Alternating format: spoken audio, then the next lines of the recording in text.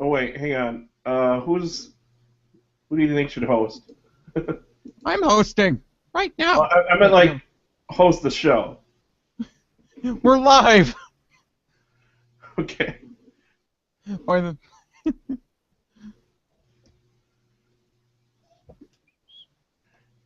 Hello, internet. hello. Welcome to the Sea Show. On Google, whatever. We're we're back after a long-awaited absence. Not really. The Skype recording thing sucked ass. No one was actually waiting for us. Yep. We just do this because We like we just talking don't about. want We like everyone hearing ourselves talk. because we like to hear ourselves talk and listen to it over again. And that goes especially for me, because I keep re-listening to the old sea shows, because I'm weirdly obsessed with my own voice. Still to Uh, this day, to a bit. I am Allie. I can't run this, apparently, according to the system requirements. Ooh. I am Raptin, and I love the sound of my own voice. Eat your school. Don't do milk. Wash the drugs and go to dog. That's great. And I am Lord Star. Max. No.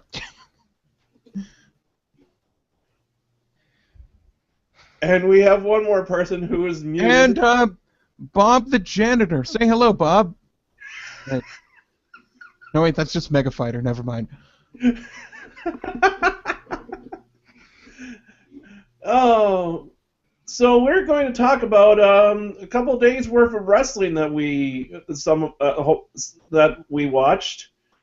Mainly, we're going to start out with the Survivor Series, and We what would was have we would have Phoenix here, but her thing's not working. So yeah. yeah,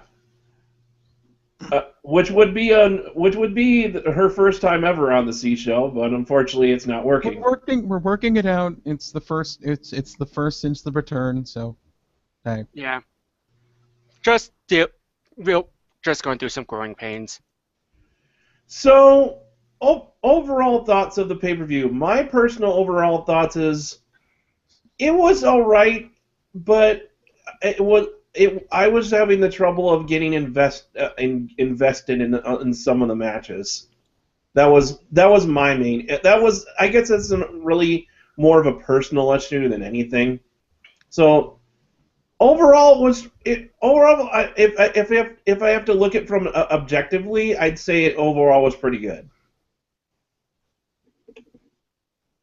But what were Yeah, you? I'm slightly more positive. I thought that there were some good matches and a couple of grievances, but most of the grievances were just like one or two bad matches and a storyline thing.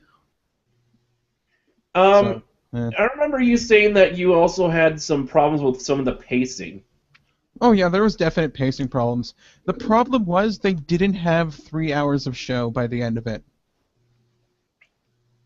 And they really should have 3 hours of show. I don't recall that. I mean, could you clarify that? I'll clarify when it comes up. Okay, okay. I guess I didn't understand. I guess I'm not understanding now. That's all. Speak What did you English, you. What did you think, Max? I did. That was pretty okay for the amount that I saw before my niece took me away to spend some time. I love mind you, I love my niece to pieces. Mega Fighter says it was a two-match show. If they had put on maybe another match, it would have helped.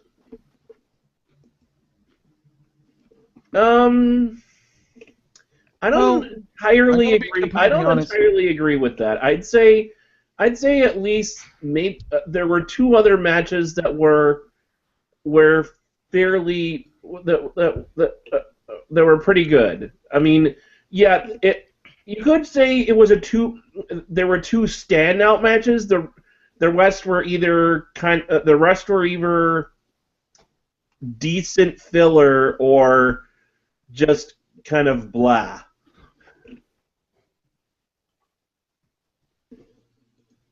Don't mind me. I am just trying to see if I can get Phoenix in here. Okay. So let's start talking about Survivor Series, and it's in St. Louis, and our first match is the new version of Fandango versus Justin Gabriel. Kind of felt like they stripped away what was fun about Fandango. I mean, he didn't have that much going for him in the first place, besides, he's got a slightly entertaining entrance theme. But, like, he got even more boring. Yeah. Which is a shame, because I think that Johnny Curtis is an alright wrestler. Mega Fighter says that Fandango pretty much became a discount store in Enrique Iglesias. Yeah. So basically, his Fandango's original gimmick was he's like, what style dancer would you say that he was originally? He was a salsa instructor. Well, I meant like originally, before. Salsa. And now he's even more salsa, because now he has the actual like salsa music, like more It was like salsa elevator music, and now it's just salsa. Yeah. So, I mean, yeah, it seems a really. It's just now he's like super serious. Not that they didn't play that up anyway originally. He might have been switched to a flamenco dancer. I'm not sure. It could be. The other change is now he no longer like wrestles in like with pants or whatever they like tight or he tight. Stopped wearing pants. He stopped wearing pants. He's wrestling with a shirt now. He has a shirt. He's just dressing in a fucking dancer uniform now. Yeah, I was about to say he didn't really change after after the whole. Well, I think the reason why he didn't change before the match started was because he was doing the whole pre-show thing. I felt like they only needed one pre-show match. They should have just put another match on the show. And yeah, this could have just been a pre-show. Well, I think was this the pre-show? Yeah, this was. I think this was the pre-show. So even though this is a pre-show, I don't like having squash matches on a pay-per-view. I know that there's been a history that squash matches have gone on pay-per-views in the past. That doesn't mean that doesn't change my dislike for having them there. It's like if you're getting a pay-per-view, and I know the network has kind of changed what a pay-per-view kind of is at this juncture to a degree. Exclusive event or something like that. That doesn't you're still technically paying for it. So to have a squash match, it's like that's a Raw thing. Yeah. Or a SmackDown thing. If I came there and paid for a ticket, I would not be happy to come there and pay for a ticket just to watch a squash match. What sucks is I don't know if anyone else shares this opinion, but I like Justin Gabriel. So I'd like to actually see him fucking wrestle for once. Yeah, I mean, I really do like. I like Justin Gabriel too, and I don't know. I've heard he's been doing better on NXT. I think everyone's doing better on NXT too. Well, that's true. But so yeah.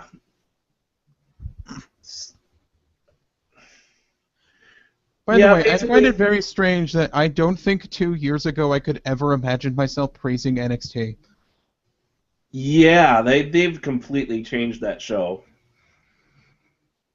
Basically, Triple H came in and just completely changed the format of that show, and it's no longer this you.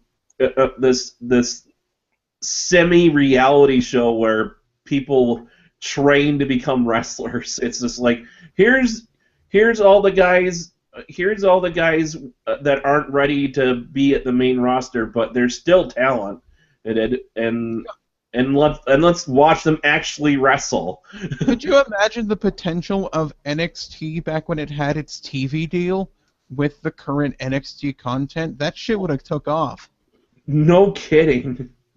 They wasted that opportunity. Yeah. Although to a degree, the way they have it now is they do seem to be appeal. From what I've heard, I've only seen in like one episode, maybe two. It seems like they're trying to appeal more to the IWC with that show. Yeah, but the thing is, the IWC is most people are using the internet now. Yeah. Anyway, Fandango wins with the leg drop, which was nice to see return of that.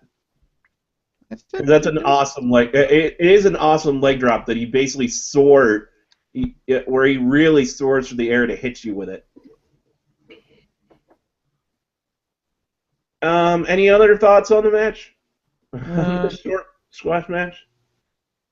Yeah, it just felt like it was kind of a waste of time for having a match that short on your pre-show. Because usually this just like, this is what you're missing if you don't buy the show now, and it's kind of just like, oh, you're going to miss some squash matches and shit. Yeah. We get some more, like, pre-show panels, which let's not bother talking about because that's not important. We're going to talk about it. For one reason. There's a game I play every pay-per-view, and it's called Does Anyone Drink Their Fucking Mountain Dew? Every single show, there's Mountain Dew on everyone's desks. Be it Mountain Dew regular or like the energy drink kind, Kickstart, but they never fucking drink it. Like, nobody drinks their Mountain Dew. I think it's just there. It really is just there to... I think the only time I ever saw one was, like, last pay-per-view. King took, like, a sip of fucking Mountain Dew one time. Yep. Yeah, it's just there as, like, let's show it off. It's, like, just there to... it's just there. That's the only thing that's important about the broadcast table, by the way. It's here because it's sponsoring us, but no one's actually going to drink it. Yeah. They're just gonna tape Skittles to their face when there's a Skittles sponsorship.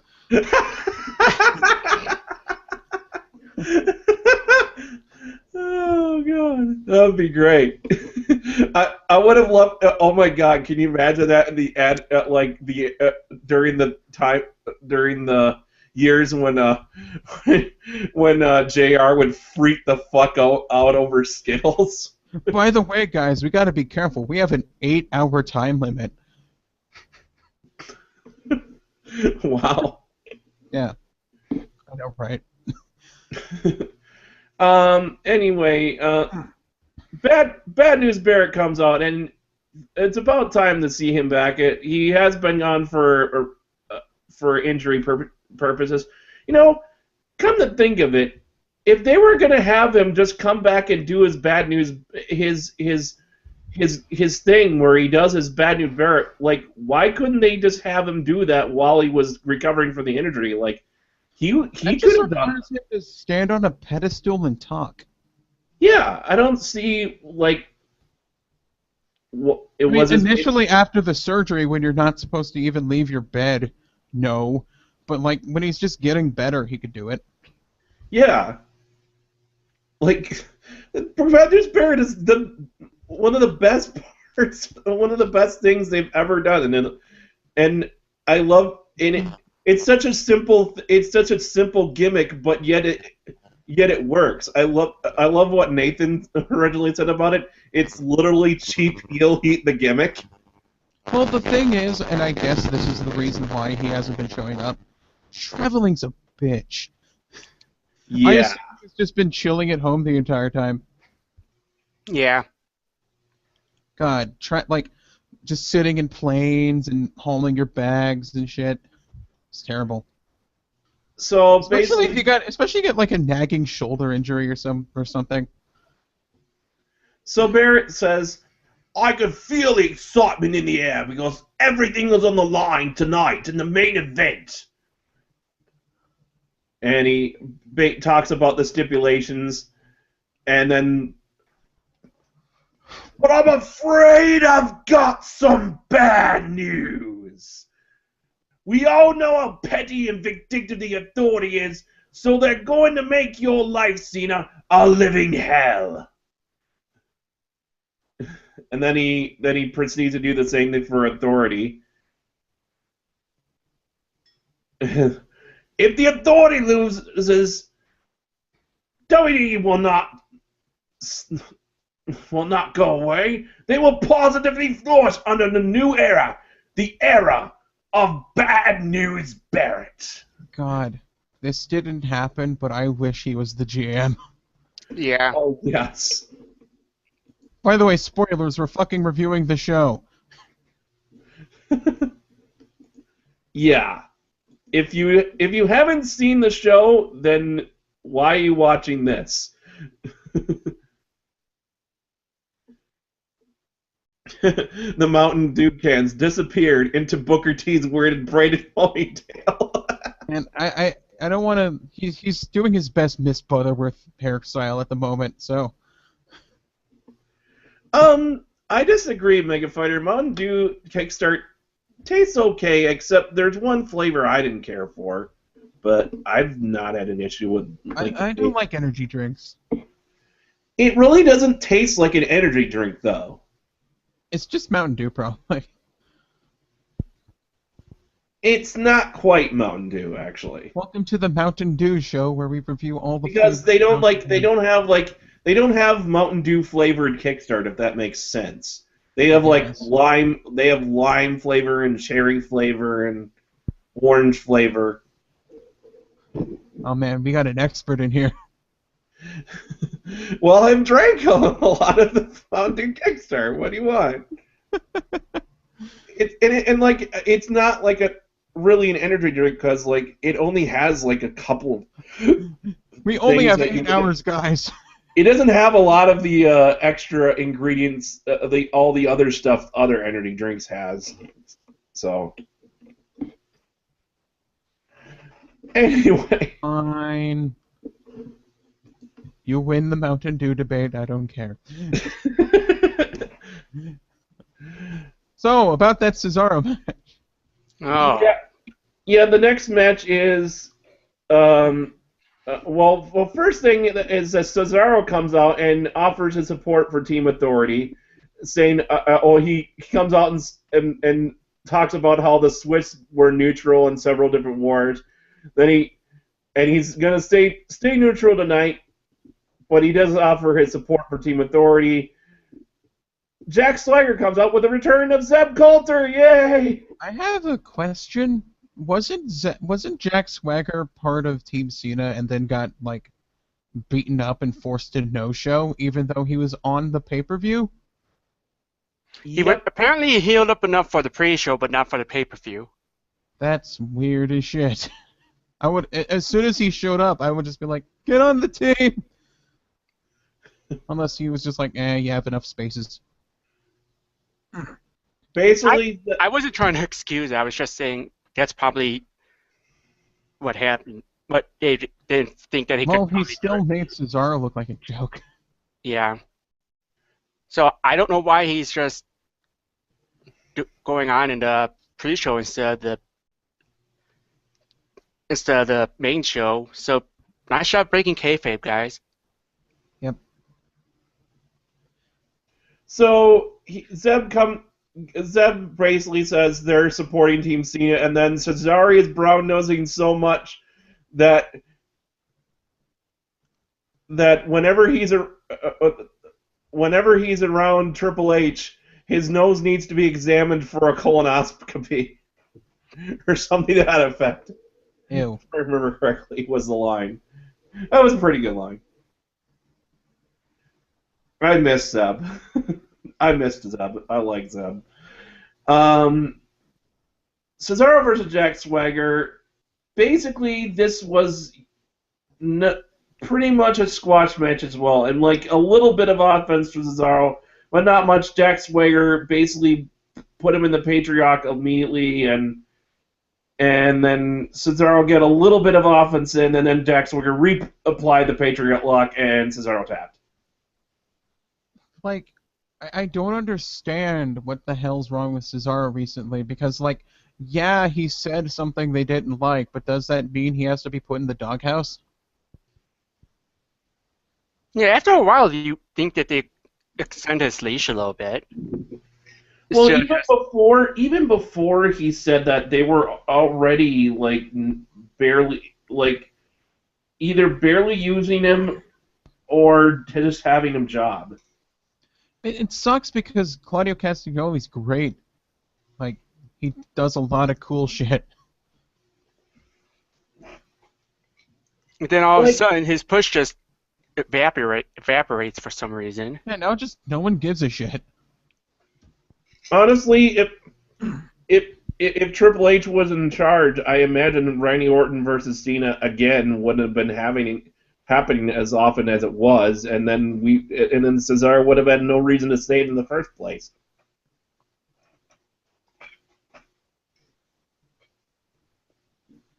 I just felt like that it was a lot. It's kind of a wasted match. That's all. Yeah. Pretty much. I mean, I like Jack Swagger, and I don't mind him winning necessarily. Yeah, but But- it was the pre-show. But at the same time, Cesaro really does does seem to need a win because he's been losing way too much on that. I worry for that man's career. Yeah. Yeah. I worry for it too. Am I too quiet, by the way? I just want to ask. No, you're good. Because either that or I'm just speaking softly. Yeah, I think it's just you're speaking softly. We get an limousine pulling up. Vince McMahon is stepping out, and that's when the pre-show ends. I think. And we go right to the ring. Vince McMahon comes out, and here comes a promo to start the pay-per-view. Yep. This is like, if this is not a sign that they don't care, if this is either a sign of them not caring the fact that this is no longer, or a sign of the times changing when it comes to pay-per-views, or that like they don't care anymore. I don't know what this says. It sucks because, like, you want the crowd to be amped for your actual fucking pay-per-view. Those are paying customers in your crowd, and you're gonna come out and talk to them instead of, like, putting on an entertaining match. Yeah. If they wanted to go over, if they wanted to explain the stipulations further and really, then why wasn't this explained like at SmackDown or like at least a few weeks ago, or like a week ago? Why did they? I have Why did one they- reason why. The stipulation that Cena's teammates will be fired if he loses was added on to SmackDown, and not everyone watches SmackDown. True. Also, didn't Bear come out earlier and about the stipulations, or no? Because if not, then I don't remember. Yeah, he did mention the stipulations. yeah. So why do they need to do a 15-minute Triple H promo at the start of a pay-per-view? Well, I would say that not everyone watches the pre-show, but they don't have to do it as the first thing that happens when the curtain opens. Honestly, it is something that I just did watch a little bit of I was watching a little bit of a review. Let's just say I'm not saying what review, but Yeah, you know what I'm talking about. I don't like name calling, so yeah, a review. But the thing is, I will say I agree with this point. The authority is all power. It's when they said that, it was kind of vague, and that the commentators actually had to fill in the blanks. So this promo was basically them. It was almost them. Now when I think about it, was almost them realizing, oh shit, we haven't actually explained what's really going to happen if the authority loses. Yeah, it's just like, okay, we have to discuss the parameters for this storyline, okay? We understand. I love the fact there's like, you're kicked out, but not really, and you're going to still work here, but now you can't be part of the storyline. Yeah. Because, yeah, I do think we didn't... No one really... I don't think... Unless no one really knew what what that meant. Oh, they're fired. Does that mean are they still in charge? Are they from their desks away from the show, or are they? I guess they. But it didn't need to be as long as it did. They could have just done this as a backstage segment before the match started. They could have done it. Sorry. It could have just been a segment to end a match. So, like, you end the match, and it's just like, meanwhile, backstage, Triple H is donking to Vince, or something like that. Yeah. Yeah. If Jacob Goodnight does an audiobook of Goodnight Moon, what do you call it? Get the fuck out.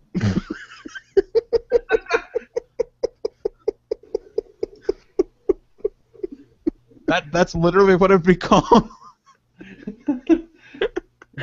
Get Out by Jacob Goodnight. Once upon a time, Mega Fighter can go fuck himself. The end.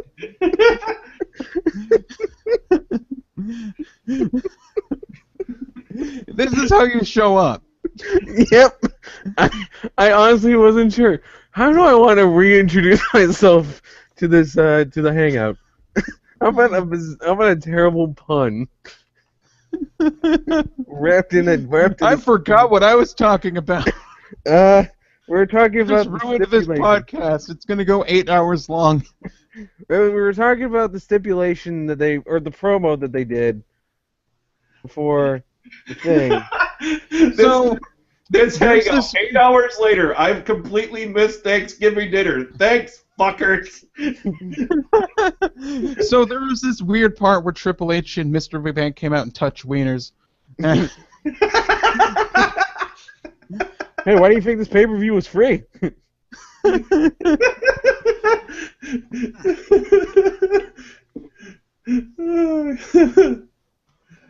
Oh God. I don't know where we are. I'm trying to. Oh right. We're talking about the promo of the Authority. Basically, yeah, they explain that if Team Authority loses, basically they're not in power, and that means that they can't have. They basically it's just said that they have no effect on the show at all. And basically, Vince says he has faith in the Authority and tells him not to let him down.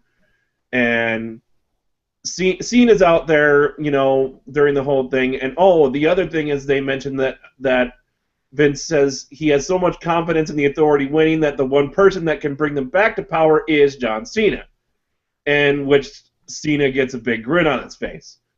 And Cena basically says they'll lose tonight, and he quotes Vince McMahon, and there's no chance in hell he'll let him back, and he leaves. Then we get our fatal four-way for the WWE Tag Team titles: Usos versus Miz and Mizdow, the Los Matadores, and Goldust and Stardust. I thought this match was great. Oh, this was fantastic. I thought it was a good match, but I really don't like the Lucha rules. The weird thing was the is, problem. I feel like they could have used an elimination stip on top of everything else. Yeah, because Like, if you're thinking in the meta sense, you could totally fuck someone over by never tagging them in. Or never going near their corner. That too. Yeah. When it comes to like multiple teams, it would be. But I think I can understand why they did it, because they didn't want it to be a clusterfuck. Yeah. Because, like, let's say having a constant fatal four-way with just, yeah. You know what it might work is if they did like a triple tag team title and then they have like a Tornadoes tag style where the three in the ring at the same time. But you, I just think keep it that simple. might- Elimination ship. I gotta admit, one thing about the Matadores, I feel like that they're just they just have shitty gimmicks. I honestly Yeah, don't know why. I don't know why they gave him the Better fucking than their Matador gimmick. Actually is. I don't know why they is do. This is basically they finally let the Matadores shine outside of the gimmick themselves and be the good wrestlers we've seen them before as Epico and Primo. I just don't get why they did the gimmick in the first place. It's like, and people will say it's because they want to take the old age chance from Generico. Even then, it just feels like it hasn't stopped anything. And it And- feels kind of racist too. Yeah, it isn't fair to Epico to, you know. They just feel like you could have probably just sold them as the Colognes, and it would have been just fine. The Colons. No. You know, when are we gonna get Carlito back? I will say that they weren't really doing much as Epico and Primo. They weren't giving them a That's personality. WWE's fault. Yeah. I mean, they're not amazingly amazing, but they could at least pad your tag team division out Yeah. while not dressing like people from the wrong country. Yeah. Seriously, I'm kind of annoyed. They're like Puerto Ricans, right? Yeah, they Not Puerto are. Ricans, which I believe bullfighting is actually illegal in Puerto Rico. That's a Spain thing. Yeah. Yeah. / Mexico, maybe, but I think mostly Spain. All brown people are pretty much the same in WB land. Yeah, that's stupid. Like Yeah. that, Yeah, I remember complaining about this and about Mexican America when they had a Puerto Rican as a Mexican. yeah. Yeah, but this is like you're using the wrong stereotype on the wrong people. That would just be like a Native American getting the fucking Quickie Mart owner gimmick, you know? Yeah. Thank you, come again. Enjoy our buffalo wings. Buffalo. Buffalo. Tatanka. There was an interesting Tower of Doom spot in this match, if I remember correctly. that Tower of Yeah, Doom. it was like a power bomb suplex or something like that. Whatever it was, it looked like death. Yeah, like it's not like the Tower of Doom is just like most Tower of Doom spots you're just like they're doing the typical Tower of Doom. No, this looked like oh my god. I think one of them landed on their neck. Everybody Like, dead. Yeah, one of them landed on their neck, I think. It was just like, Jesus. And as far as Stardust, this gimmick would never work if it wasn't Cody. I think because Cody throws himself. My It's Cody. kind of hilarious how into the gimmick Cody is. I'm just like, that guy's a trooper. Seriously, Cody goes full on into any gimmick they ever give him. He managed to out weird Goldust. He is. It is to the point that you almost feel like Cody suggested this, didn't he? Cody wanted to do this gimmick. Because like, didn't he? there's this picture of like Cody Rhodes standing on the ropes and using Goldust's bald fucking head as a balancing post. Oh my God, that Mentioning was- that over and over when we were watching this. And I'm And just, also- it's just like he has this face like, Cody, please get off. But yeah, I also have to note that Please, get this crazy guy off my head. But yeah, also I have to note that since the last time I saw Stardust, if added something to both his bodysuit and to his face paint. He now has red face paint, and he has like red stripes with star polka dots in them. Because he's So evil. So he's aping a little bit of Dusty Rhodes, his dad. Yeah. A little bit. I thought they were polka dots until I saw the Raw next night, and they were actually stars. Yeah. There is one thing I've been. I hope at some point when they let Cody do another singles run, because he really fucking deserves it. He needs a world title run, because goddamn can he go. What are we talking about? Like Cody getting a singles run. Yeah, he needs a good singles run. Like, I do like what he's doing with his brother, but it does feel like they're not utilizing. When are they ever going to push him for the world title? Because quite frankly, he is because what he has this thing where like he owns everything he does. I think it's a long time since they like let him go heel and have him feud with Goldust for a bit before they let him do a full heel, because everybody wants to fucking see him go against his bro. Everybody wants to see that. I'm gonna be completely honest. I don't think that's going to happen. And here's the reason why. Their tag team division is so small that if they fucking broke up, there would barely be a tag division. Yeah, their tag division would be anemic. Don't we have Even if you bring back the 3 black guys with the same gimmick team. Yeah. Well, Seriously, what the We fuck? will talk about a new day. We will talk about a new day.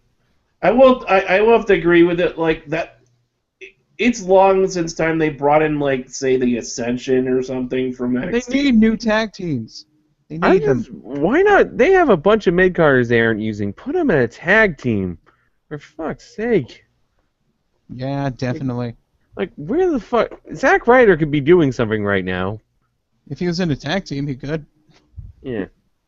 Yeah, if Zack Ryder was doing something, he would be in 2K15 and not just his belt. Yeah. Right now they have. Right now, this isn't really part of the tag team division, but there's another tag team. Right? There's a couple other. There are a couple other tag teams, but nobody mentions them because they're not really in the division. Also, if there's going to be a team that's going to break up soon, I'd probably say it'd be Sandow and Miz.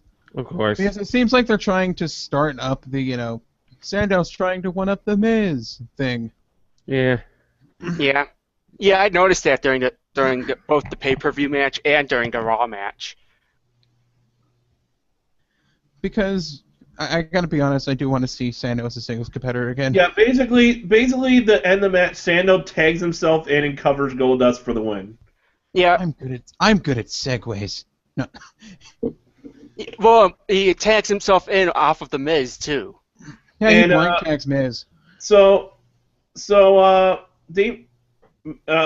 Miz and Mizdow win, and Miz grabs both titles. Yeah, and then they celebrate together and stuff. Yeah. Then we get a Yeah, good match. One of my favorite matches. Yeah. Backstage segment with Adam Rose, the Rhodes Buds, and Team Slater Gator. Which I would like to point out that their Titantron is just gigantic pictures of their face. Right?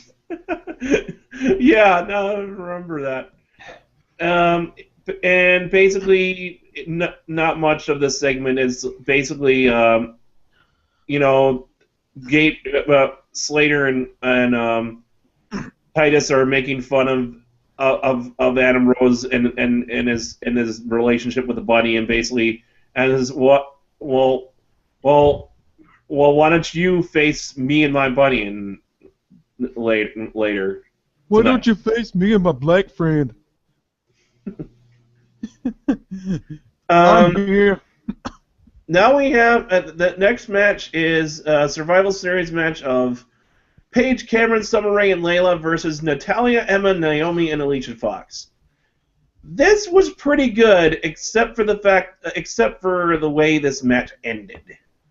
I didn't like the match, to be honest. It had some good wrestlers in it, and it had a couple of spots, but I felt like half the wrestlers were kind of worthless.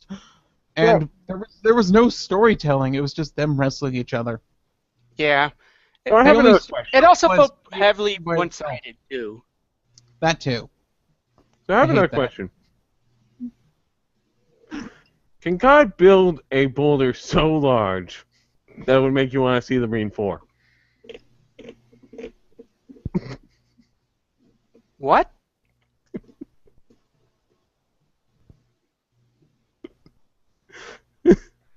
I don't think anyone has an answer for that question. Moving on. We're talking about the Survivor match. The first one, the Divas match. Why are you here?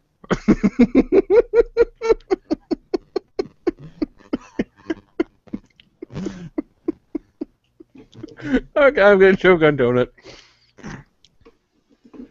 Yeah, I think my favorite part of the match was Emma, and I was actually kind of scared when Emma came out. I was like, oh god, they are gonna just not let her do jack shit in this. Oh, thank God they let her do stuff. And it was By I the way, still have to guys, say that her theme song is still very banal to me. small stream report. This is coming in just fine. Okay. Okay. Anyone who wants to check. Is that all she does? Sadly, yes. Yeah. that is not but as I was understanding, there's a setup to that gimmick. So there's Yeah, what it is- was a lot of stuff that wasn't really explained well on WBTV that was actually explained on NXT because, NXT is smart. So what is the deal exactly? I honestly don't know myself because I was not watching NXT at the time she debuted. I will try to learn what the Emma Dance is about, so I'll get back to you on that. This is important.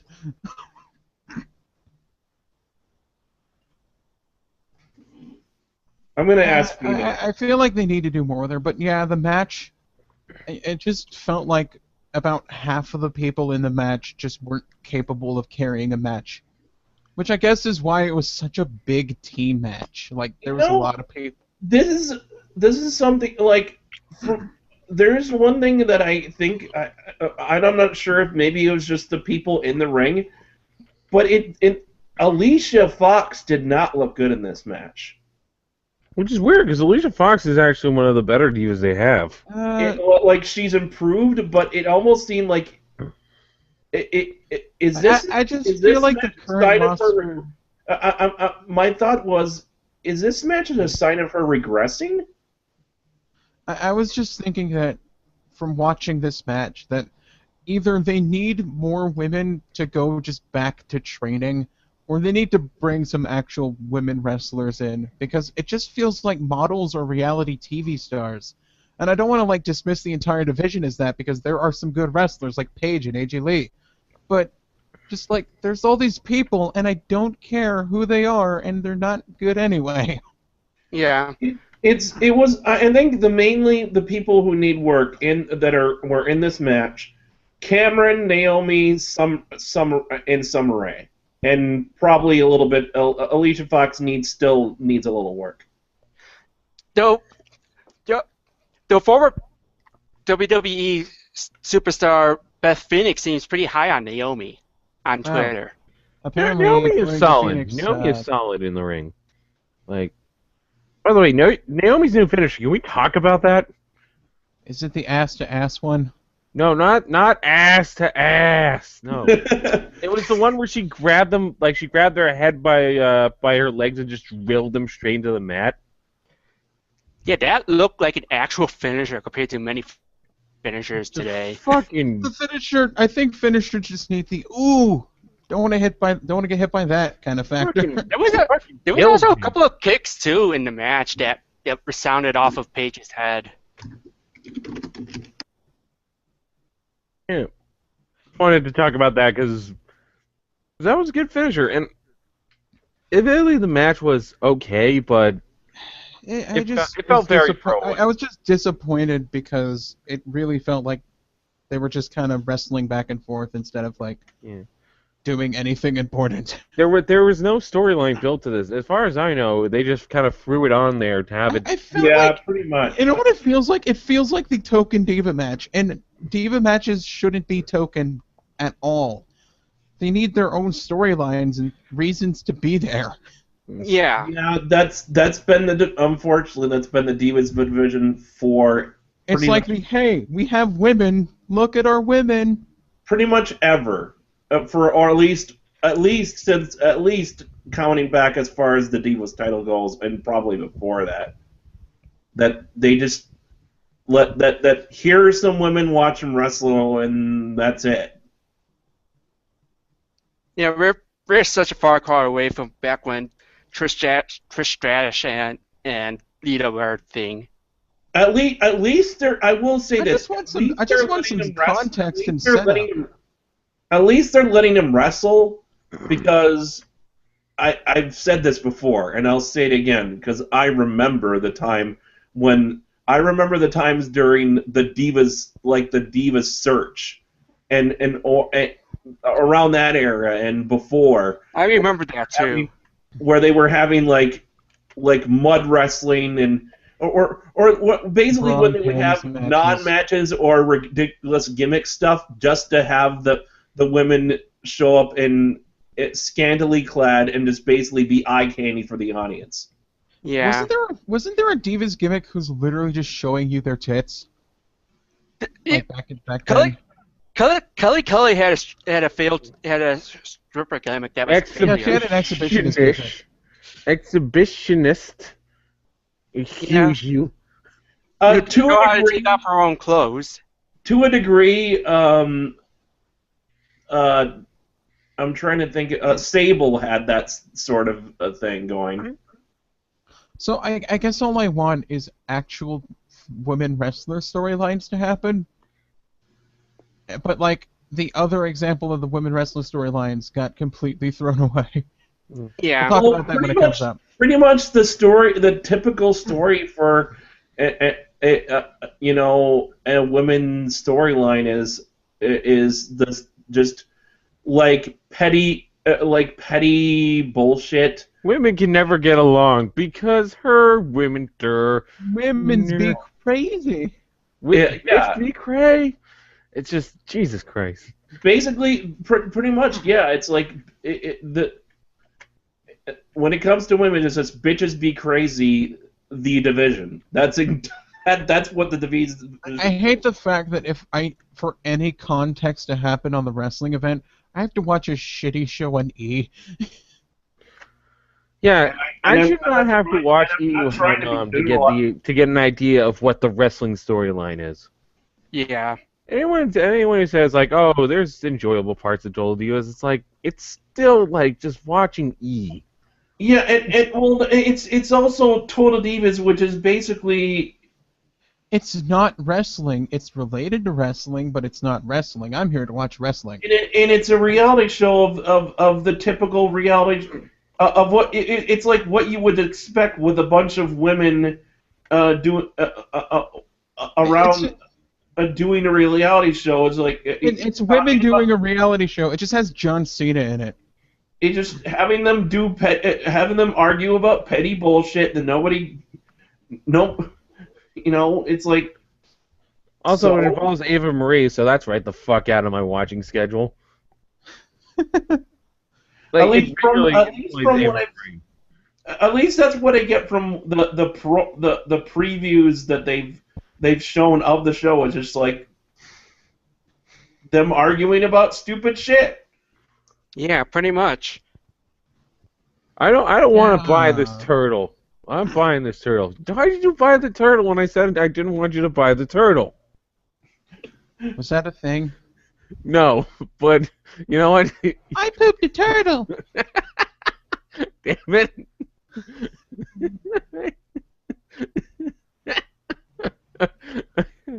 I think one of the sad things about this match is that Layla got barely any time, and Layla is not good in the mic, but she's a good wrestler. Yeah, She's honestly pretty solid. she's been there long enough to know how to wrestle. Yeah. You know, it's an experience thing. Yeah, I remember when I remember the Lay Cool thing. Except that one time when they put mics on both of them. Fuck that. Also, Tyson Kidd was great, by the way. Such a dick. I love Tyson Kidd's douchebag just gimmick, just like wearing the headphones that are probably like. I bet you those headphones. Many of those headphones are like self-help tapes narrated by himself. No. He's got the "Cheers for You" thing playing. Oh my god! Cheers for you! Hooray for you! Oh man. And then it's just like when they have the big victory from the team, and it's just like he comes up and just like gets in front of Natalia and just like, yeah, we did it. Natalia, Tyson Kidd's on television. Oh, it's so great. So I could love Tyson Kidd's gimmick these days. Anyway, the next thing, sorry, I'm gonna switch back here. The next up is Dean Ambrose versus Bray Wyatt, which is the first standout match of the night. That was a good match. Yeah. Wasn't a good match, but I had this weird problem where by the end of it, I couldn't remember the match. Yeah. I don't remember any of the spots. Like I know what happened. You know, Bray grabbed the mic and then they fought and then he DQ'd himself because fuck Bray Wyatt and then he threw a bunch of chairs on him. But I don't remember any of the match's spots. I remember the part where Dean Ambrose looked really close to. I remember the part where Dean Ambrose got really close to kissing Bray. I think I finally understand what my big problem with this match was. Given the story going into this match, where the fact that Bray Wyatt was bringing up Dean Ambrose's dad, bringing up stuff like he had no, a part of Dean Ambrose's past, Dean Ambrose should want to really beat the hell out of Bray Wyatt. This could have used like a no DQ or some kind of stipulation like that, just to amp it up that extra notch. Yeah. Yeah. They might be building that for the next one because they're doing the TLC thing, but I do like to point out that Dean Ambrose's gimmick is literally just his real life, but kind of toned up a bit. Because he like grew up in a group home and shit. Like legit? Yeah, he grew up in a group home without a dad. Wow. Well, was it a shit group home? Nah, I'm not entirely sure, but yeah, his upbringing wasn't the best, and he kind of brought that into his character, and I like that. I'm asking because, hey, I've been in a group home, and when I say group home, I just mean like, well, pretty much the I don't have a dad kind of home. Okay. Yeah. So it might be like a foster home or that kind of thing. Okay. But yeah, I like his gimmick. He's really fun. I also like that too. I like him fucking around. Yeah. But yeah, I just had the problem where I couldn't remember everything in the match for some reason. There wasn't just enough that made just go, oh yeah, that thing where he did that. The only thing I remember was when he got really close to Bray and the Uranagi on the stairs. The Uranagi on stairs. I think one of the cool spots that I reading the recap that I remember was when Ambrose came off the top, but Wyatt caught him. Yeah. And turned it into, I forget what he turned it into. He doesn't say. What did he hit him with? Don't know. Was that what led into the Uranagi on the steps, or am I not? No, that wasn't that. Oh, God, I wish I could remember.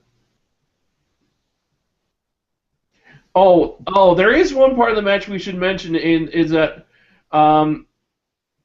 near the end of the match, Wyatt gets a microphone and starts basically talking to Ambrose, asking why you doing this? Yeah, why did it be like this? We could have ruled the world together. I don't know how to quit, Eugene.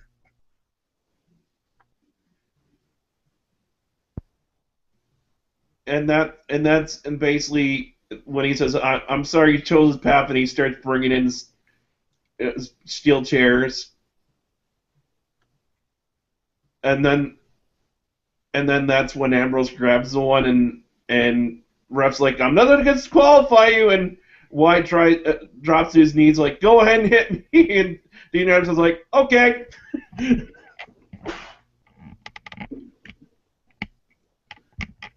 Excuse me.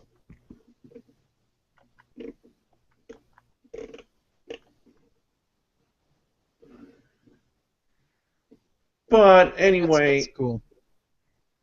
yeah. Basically after that,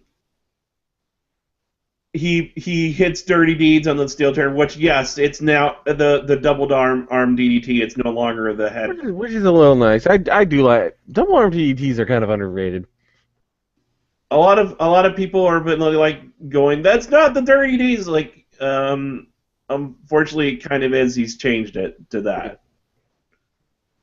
I do wish I do think they should have given it a different name just so he could go back, just like it, so he could use Dirty Deeds when for someone who is willing and able to take that spot.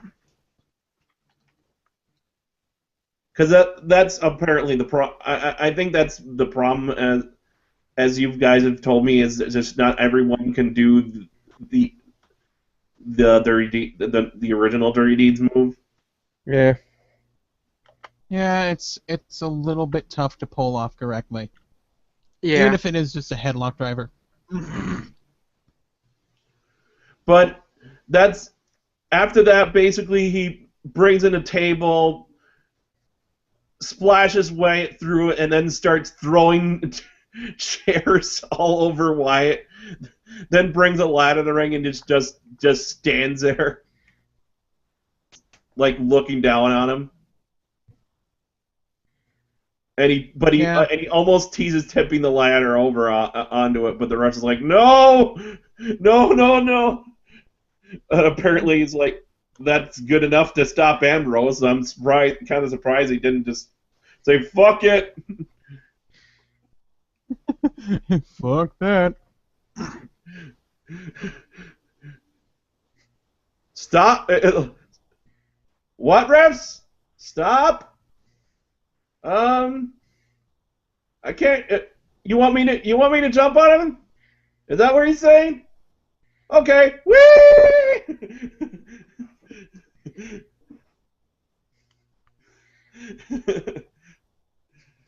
That'd have been great. Next match. Before that, we get another backstage segment with the Team Authority. Again, Triple H repeats himself. We fight. We fight. We fight. Rusev wears flip flops. Fight. We fight. We are Team Authority. The one thing I noticed was Rusev was wearing flip flops the whole time. It's just like that looks so weird. It's got flip flops. And there was also this was what Allie noticed, but it was Jamie Noble. Yeah, Jamie Noble being shorter than everyone, but like behind everybody, so he's just trying to constantly look past Rusev's shoulder. It's like, I'm here.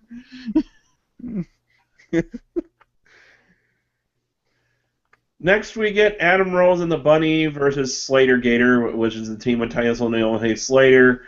Can I just say I love Slater Gator's Minitron? It's like their faces on cars. This is not much of a match. I could read the recap. It's that short. What? A Bunny starts off. Rose immediately tags himself in. Rose talks to the Bunny and turns around to a big kick from Slater for a 2 count. Slater works over Rose and tags in Titus for a double team. Titus tosses Rose. Rose knocks Slater off the apron, drops Titus. The Bunny tags in, takes out Slater with kicks. He drops Slater on his face, does the hop in the corner. Yes, they're calling this the hop where he goes over and like stomps on a guy. Yeah, they call him the Bunny Hop. My God. Bunny knocks Titus off the apron. Slater misses in the corner. Bunny nails a missile drop kick on Slater for the win as Rose had his hang up for a tag.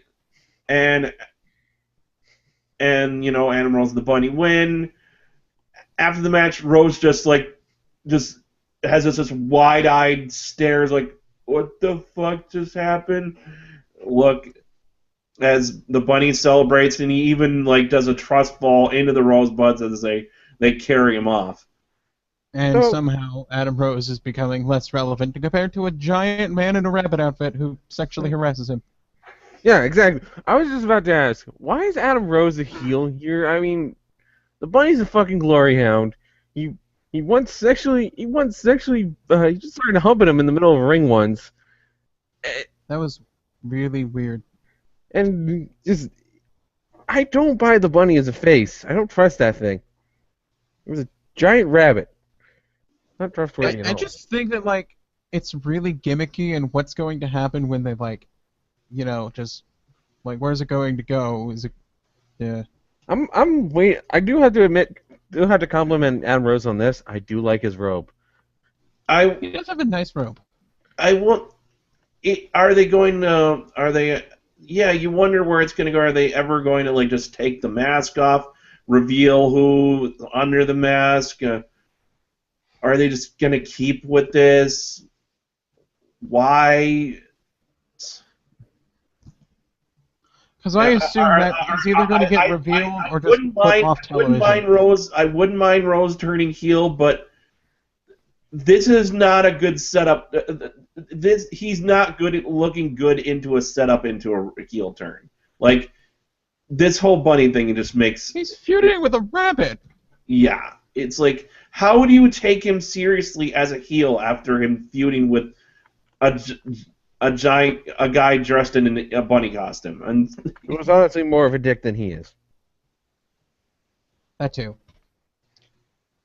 And then again, people take Dragon seriously, I think. The thing with the Bunny, really? I'm just gonna say this: if you're reminding me of stuff like the Gobbledygooker and the Mantar, this is not a good thing. The Mantar? Mantar was a dude who had a giant bullhead that he took off before he entered a match. Oh, he actually took it off. I've never heard of the Mantar. Yeah. Surprisingly, a lot of people forget that he actually took out the giant bullhead. I'll get a picture of him for you. Well, okay. Is there any other gimmick where they had someone literally wearing a costume and never took it off? Dragon. Dragon, but at least that was that kind of worked. I was thinking of was that a WWE gimmick? No, it's a Chikara. Dragon Dragon's an indie guy. I was thinking of another. Was there another WWE gimmick where someone wore a costume? WWE, but I know WCW had Wildcat Willie was a thing. But there was not. No, I can't think of anyone who worked in WWE besides the Googer who had the stupid costume. Yeah. That was only a one-time thing, right? Yeah. That was a train wreck. Well, actually, the Googer appeared more than once, so... yeah, he made a few other appearances. But let me look at this. Oh my god. Yeah. Okay, then. And he did take off the stupid head thing, so that's what he looked like without it. Oh god. He just looks like some fat guy. Yeah. He was just a big fat dude. Yeah. Who was he? Did he do any other? He just was Mantor. He was Mike Halleck, and he kind of just Mantor was pretty much the only thing he was really notable for. Okay. Anyway, next, Cena's back.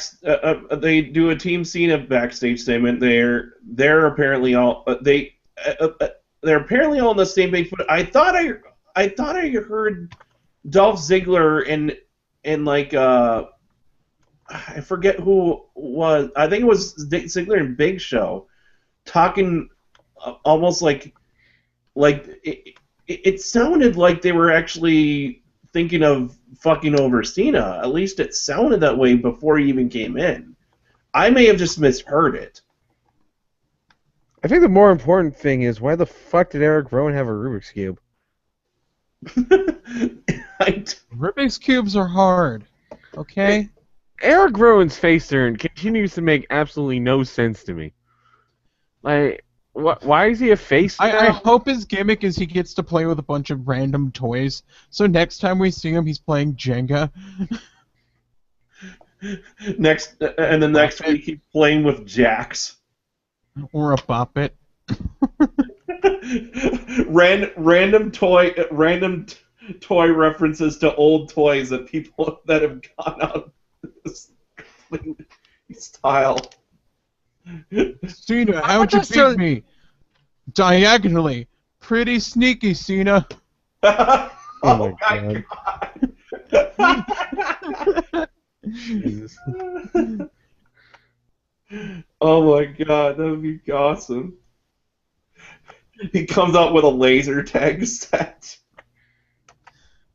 He does a promo with a spell and say. Speak and spell. Speak and spell. But hello. Oh god.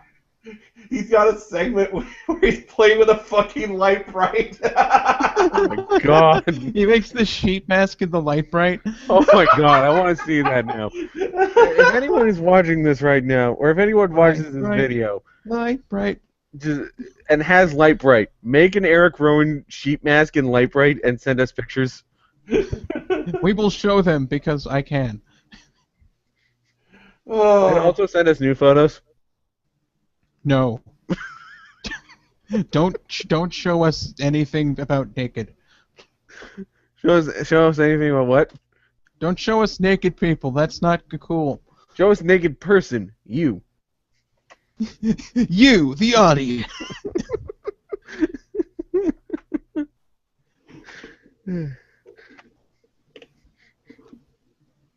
Why are the Wyatt family separate from Bray? I don't know. Actually, legitimately good question. I don't know. I thought they were always kind of so. I don't mind them. I don't mind them doing their own thing, but like, why? No explanation for it. Yeah. Like, if they want to do their own thing outside of Bray here and there, that would be fine. But like, they should still at least signify that they're. They should at least signal, hey, we're separating from Bray for a bit. Yeah. I think there might have been a promo about like Bray Wyatt releasing them into the wild or some shit, but I don't get it. The face turn had no build up. It just Eric Rowan started. I have the answer. It was like more well. They had a small setup where Eric was supposedly doing nice things. I think I might have an answer, but it's not a great answer. What's that? It's because Roman Reigns wasn't there. That's probably and Cesaro's getting the shit stick. Yeah. For no reason, but it feels like WWE is just out of people. The injury list is really killing them here. So, hey, speaking of Roman Reigns, I believe we actually have an interview with him. His fist is going to make it rain in this bitch. I actually skipped over that. Yeah, we actually skipped over the bizarre statement of Roman Reigns is going to punch someone in the vagina.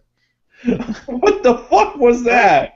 That's how I took him saying, I'm going to take this fist and make it rain in this bitch. I was like, what does that mean?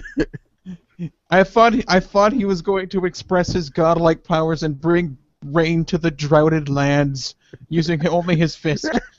I took it in the most bizarrely literal way of like, who is he going to punch in the vagina? Can we learn from these bitches? That's the only. I will bring you rain. I am the ring bringer. Next match is the Divas title match. Well, let's not call it a match. Nikki Bella versus AJ Lee. Time match. Yeah. I have another question. Let's call it complete waste of time.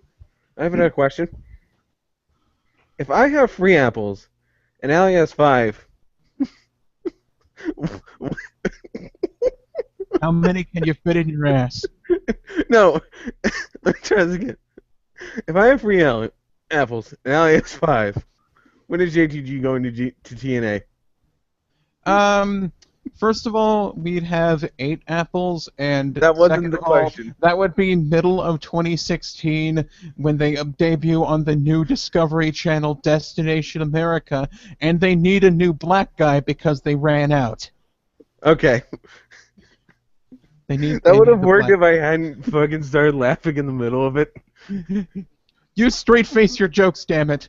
I was So able to I'm straight traveling face the down. first- I'm traveling down the street at 10 miles per hour, and you're heading the other way, 3 miles off at 6 miles an hour. When do I get to fist your ass? No, you had to tie it into wrestling somehow, but that was a good start. Are you gonna make it rain in me or something? We're totally trying to avoid talking about this match because this match was like just. It wasn't a match. It was. It wasn't a match. It was. It's a repeat. It was a repeat from a bad WrestleMania. So Bree turns heel, kisses AJ, and That was then- not even like. Like I know think some then, people are like like, Nikki whoa, just that's lands hot. like a It's just move on her and wins It in like was- 10 seconds. hit the rack attack, and that's exactly, and that is what it's called, and that's kind of like. Basically, match. basically, Nikki hit like 2 moves. Nikki like hit her with like a punch, I think, and then hit the rack attack and won. That's it. Mhm. I genuinely do not understand like how anyone came to the decision that this was a good idea. Then again, we And- asked the same question way back when Sheamus bro kicked Daniel Bryan and pinned him in 18 seconds. At least when that happened, you could understand it. It's just like it's a kick to the straight fucking head. At least they it's brought not out the just a- bro kick as death. And not just a kick. It's a It's a running bicycle kick. By a 300-pound Irishman. Yeah. Like, he knocked that Mark just- Henry with that. just You think Daniel buried Bryan's gonna AJ. stand? No. They made AJ into a joke. Yep. And the title. Like, It what'd you also, do? it also Divas- completely the set Divas- back women's wrestling again. The Divas Championship was actually, for the first time ever, getting prestige because AJ had become the longest reigning Divas champion in ever. I'm either that was It's not- before this run or she got it. She had a long reign. Yeah, she had the longest reign before. I think in her it was first reign. actually. I think that was that happened before this. Run. Yeah, that was her first reign. But even then, she still had a lot of people liked AJ as champion. even They if she were was actually really, like- giving her a decent run because for a bit they were kind of hot-shotting it between her and Paige for a bit. But they're still giving her a bit of a decent run, and now it's just like I think the kiss was what threw me off. It's just like, wait, what the fuck is this? Like, it just felt like a really out of nowhere point in the match, and it just like They just Also, turned the turn was kind of random. everything about this match just felt completely wrong. It makes no sense, and the commentators were like, JBL was saying like before this match, he was saying, well, she's family. I'm sorry, well, I shouldn't say I'm sorry, but seriously, I'm not sorry. if you don't get along with your family, if there's a family member who has been treating you like shit, You shut them out. why would you help them? You don't help them. In fact, Bree's been going out of her way to There do is a no, certain but- level of tolerableness when it comes to your family that pretty much if you will help them until they burn your bridge, and that bridge was pretty much burnt. In character. Yeah. By the way, I still love the fact that her fucking parents Nikki, and sibling had the Nikki wrong had name. already been treating Brie like shit before. Now she was making Brie do all this all this other stuff because she lost a match where Nikki Brie gets to be Nikki's servant for however long, and then suddenly, oh, I'm going to help you for no reason, AJ, because you're family. No one buys this.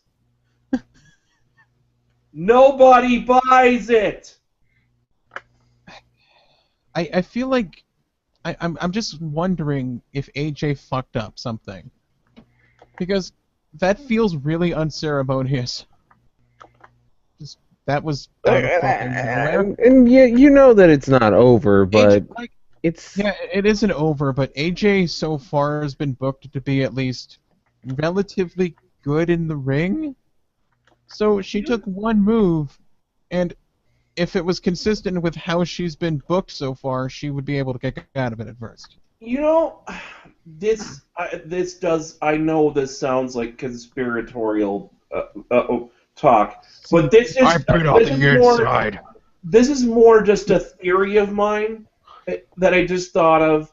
I wonder if she's getting punished because of the CM Punk chants and because she's married to him. Yeah. Yeah, that's what I thought too. Roxanne. Yeah. It doesn't have to automatically be that, but it could be a case of... It might be, but I honestly doubt it.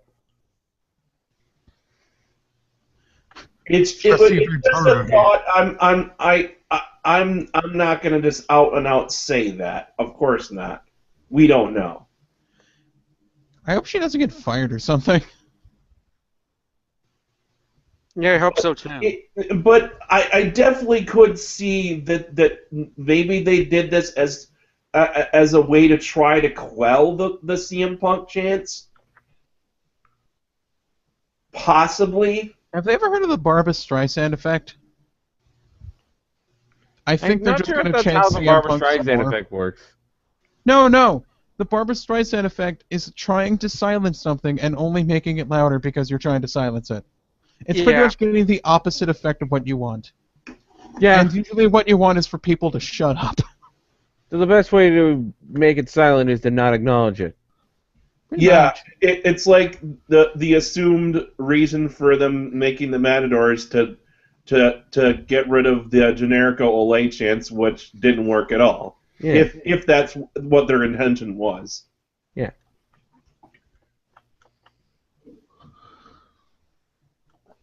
And after the match, the Bellas, again for no reason, are all smiles and leave the ring celebrating. Finally, we get our main event. Team Cena versus Team Authority. Team Cena consisting of Big Show, Eric Rowan, Dolph Ziggler, Ryback, which at least made some sense, but they had him ping-ponging between heel and face in the span of a few weeks for no fucking reason. And John Cena himself. I would like to point something out. This match started at 45 minutes before the pay-per-view was supposed to end. And when at the time, we thought that at the most the match would go about 30 minutes. This is what I meant by it dragging on for too long. The ending part of the match was about 10 minutes longer than it should have been.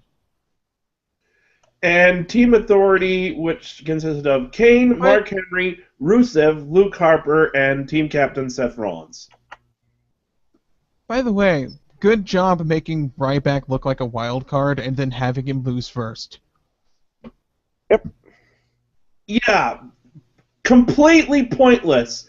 They've been hyping this guy as he's going to be the wild card. He's going to make a difference in the match, and then he's like the second person eliminated. Pretty much. Complete waste of that part of the story. Same thing for Mark Henry, who literally just started talking and then got decked by Big Show. That was part of the... Oh my god, the way they've been treating Big Show. What the heck? Did they... Well, actually, if anything, what have they been doing with Mark Henry? Excuse me. I said Big Show. Well, it's the Big Show. And we all liked Mark Henry partly because he's done a lot of stuff that makes us laugh, but we He like seems Mark Henry. From what I've heard from shoot interviews, Mark Henry's a fucking saint. It might be he's nice just as likely shit. that Mark Henry's just getting on in years and just kind of like, yeah, fuck it. Let me just have a few losses on my record. If you're in a and then- match, I expect you to wrestle in it.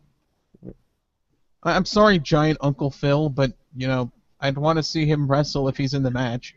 Excuse me, you say Giant Uncle Phil as if Uncle Phil was not a large man by nature. Mark Henry's larger than Uncle Phil, I can tell you that much. There's a difference between, like, portly and being able to do the world's strongest slam. Yes. But yeah, the first elimination comes in when Show basically Mark Henry and Big Show come in, and Big Show basically does one knockout punch. Mark Henry's gone. Looks like he got his wig split. Yep. Yeah, but Ryback ain't gonna get fed anymore. Ryback is his second eliminated after Rollins did a lot of these run-in. They had Rollins doing run-in spots to ruin other people. It's good. I like to basically help get pins. Yeah. Good captaining. I was fine with, but yeah, he was kind of the point runner, which I'm okay with. But unfortunately, but Ryback should have been like further down the line that they were going to eliminate him. He should have been the one eliminated just before Cena, or that. Or they could have had him just after the next, or just before Dolph Ziggler. He could have been. Yeah. Either way, yeah, he was way too soon. I'm trying to figure out who got eliminated. I'm trying to find out who got eliminated next. I would like to point out, by the way, Luke Harper's. Naturally, Eric Rowan has weird entrance music. He has a sitar. He has a sitar for some reason. That is such a weird sound. I'm sorry. It also sounded like this. It sounded also to me like one of those those small little music boxes playing. Maybe. It sounded vaguely Asian to me. It sounded like music box music to me. You have a weird music box rocked in. It's a music box full of like shrunken heads.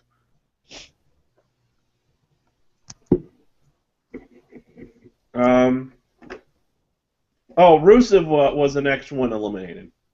Yeah, he got count out elimination, I believe. Which is good. They're keeping him from getting pinned in a match. You know, keeping a somewhat undefeated run. They do that a little too much, but I could understand doing it for Rusev. Yeah. Because at least he has some kind of push going. Harper eliminates Rowan, so yet another guy who was seen as I guess they were trying to make him seem like this another wild card because he just got thrown in and he gets eliminated by his own brother, so I don't know. At least he wasn't. At least he was eliminated later into the match, but still, it's like. And this is the part where obligatory completely heavily foreshadowed heel turn by a show. Big Show always turns on his partners during Survivor Series. And it's time for Show's annual heel turn or whatever. It's pretty much a documented fact. Big Show will always turn on his partners during a Survivor Series match. Well, but maybe not annual, but I don't know. Like he turns heel, he turns face and heel a lot. He's done. Someone actually counted it. 24 turns in about 15 years. Jeez. How many turns? 24. Just in terms of... more than once a year. More than once a year, he'll turn on someone. Almost twice a year. Pretty much. And I will say this. There is one thing that I like about this is that Cena never got to be in the match at all. He got eliminated before he even got in the ring. Fuck your odds. I'm sorry. I enjoyed that. But yeah, I saw a picture on Twitter where they were tweeting about Big Show and they had a picture of the Krusty doll with a good and evil switch. Pretty much that's the Big Show, is someone with a good evil switch. You know what was really funny? I just like the image of, like, he did it to save his job, but as soon as, like, Team Cena won, spoilers, he's just like, hey, guys, how's it going? Sorry about that. Yeah. So how about I will how say, about that authority? seriously, the smartest decision they did was to eliminate Cena without him ever being in the ring, because it really allowed the other guys to shine in this match, which is what they needed to do. And not to mention that Show basically did barely anything either. He did 2 knock punches. That was pretty much it. So basically, everyone who really needed to shine in this match and really needed to show what they could do got the most amount of time. Pretty much. So after, Big Show eliminated Cena and walked out, it was pretty much 1-on-3 for Ziggler. And some people were just saying that all he was doing was kicking out of finishers using Cena's inherited Super Saiyan powers. The difference is that Ziggler knows how to sell, and He looked like he was fucking dead. Yeah, Ziggler knows how to sell and knows how to make a belief, is pretty much. This goes for a lot of people. It goes for quite a few people. Basically, but Ziggler especially takes pages straight out of Shawn Michaels' book. Given that, didn't Shawn Michaels train him, or am I thinking someone else? I want the gimmick for the match after everyone was eliminated was Ziggler was dead, but he was holding on with sheer willpower and trying to recover enough to quickly eliminate each person. And that's exactly he pretty much I'm saying It's trained by Lance Storm. Built from Shawn Michaels' playbook. Look like you're just fucking gutting it out. Ziggler's about to go to the hospital levels of fucked up, and he's still wrestling. Yes. Even if it is him just being dead and then countering shit. Because if he just stood up and started doing high spots and all these amazing spots, then it would look really unrealistic. It's like, I'm dead, now I'm doing springboards. I think my favorite spot though that Ziggler did is I think it was someone coming off the top rope and he nails the fucking Famouser out of midair. Famouser. That was badass. I like how they're just calling it the Famouser. Yeah. It's it's the Famouser. He's pretty much younger version of Mr. Ass. Yeah. I said that. Yeah, I remember saying that to you guys in a conversation. They should. I want them to do. They could probably only do this in a house show, but they should just troll the hell out of him and have him come out and just immediately start playing "I'm an ass man." Well, the thing is, they did that for William Regal, and they just started playing the Steven Regal theme when he came out. Here's a Mario, such a man. Oh, but this match was really great. Was really good, but then basically it gets down to Ziggler and Seth. Ziggler and Rollins. They're Ziggler and Rollins. fucking good together. They're great. And then suddenly the overbooking happens. Now, the first thing that happened to the Stooges attack, which I expected that. That was fine. That was fine. I was fine with, Mercury and Noble jumping in. Basically, actually, before that happened, Triple H pulled the ref out. That was he pulls the ref out. That was takes him ref one. out. He pulls the ref out, takes him out. Stooges come in, Ziggler deals with them. And then Triple H comes in again, takes out the another second ref out. And, first of all, he should have only taken one ref out, to be honest, and on top of that... Ziggler fought back, and then Ziggler hit his finish, hits the zigzag. There's no ref. A ref runs down, but Triple H fucking elbows him in the head. And then another ref comes out, and it's like Triple H's pocketed ref who screws people over or something. Scott Armstrong. Scott Armstrong. I'm not sure how he became a screw over ref. Hits the pedigree, puts Rollins on Ziggler, calls it a referee. It's the crooked ref, Scott Armstrong. And as he's counting three, we hear unusual music, and Sting. It's not Sting's music in any way. That still bothers me that they don't have the actual Sting. It's WCW Sting theme. It's not like they'd have a rights issue with it or anything. They own the footage. They own I guess they just wanted to change it to make it their own, to make it their own official thing. Kind of like when they own the rights to it. It's their thing already. Kind of like when they made the shitty version of the Goldberg theme. And I guess they don't consider it their thing, even though they own the rights to it. They just want to. They wanted to. It just seemed kind of retarded. I guess there was kind of a minor plot issue of, this is supposed to be a rescue spot, but Sting took a long fucking time to get to the ring because everyone's getting their photo op. To be honest, that's what I thought. Yeah. And pretty much, what was stopping Scott Armstrong from counting three? I imagine he's fucking mesmerized by Sting being there. Besides just Sting being able to freeze time or something. Yeah. And then there was the stare down, which just kind of felt uncomfortable, the member of your family you don't want to talk to, and you just kind of look at each other. It's suddenly there's this. Suddenly Sting goes, "Time freeze," and you're, and then just everything stops.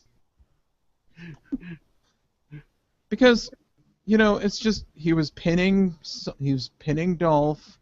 Scott Armstrong wasn't hit, so it's just hey, count three, hey. But it's motherfucking Sting. Everyone just goes, holy shit, it's fucking Sting, which we all did. Everyone's marking the fuck out. He comes out and then proceeds to stare at Triple H. Triple H stares at him and and they stare at each other. It's like they. By the way, some people were just some reviewers are just oh, Sting looks old, but I thought Sting looked fine. Sting looks great. I want to point something out. The thing that was a bit weird for me was how slicked back his hair was. Yeah. I'm just gonna point something out. Undertaker's younger than Sting, and Undertaker looks like shit compared to Sting. Sting looks fine compared to Undertaker. Yeah, the thing was... forget what Zach Arnott said. Undertaker nowadays needs a shitload of makeup to look good. Yeah, he looks like you took the Undertaker and got Skeletor and drained the life out of him or something. It's my life energy. He really does. It's scary. What's crazy is he's only in his 40s now, and he already looks like a man. He looks like a fucking grizzled bastard now. So if I'm using that as a reference point, Sting looks fine. Yeah. He's half an Undertaker. He literally at 45 is Grandpa Undertaker. Grandpa Taker. Going to go down to get his applesauce. Oh my God. So I have a question. Yeah. A train leaves the station at 6 p.m. Traveling west at 80 miles per hour. On a parallel track, a second train Why are leaves we the station doing math 3 hours problems? later, traveling west at 100 miles per hour. At what time will Randy Orton go to the papers if he has to? Mega Fighter. Yes. Hold on a second. Yeah, I muted Mega Fighter. So, moving on.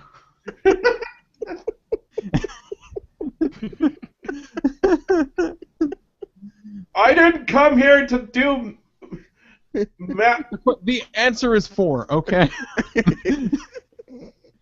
What do you call those math problems? What do they It call wasn't those? even an actual math problem. As you know, it had nothing. The Just question had math nothing to do with trains. It had to do with Randy Orton going to the papers. I didn't come here to Everyone do remembers math that. problems.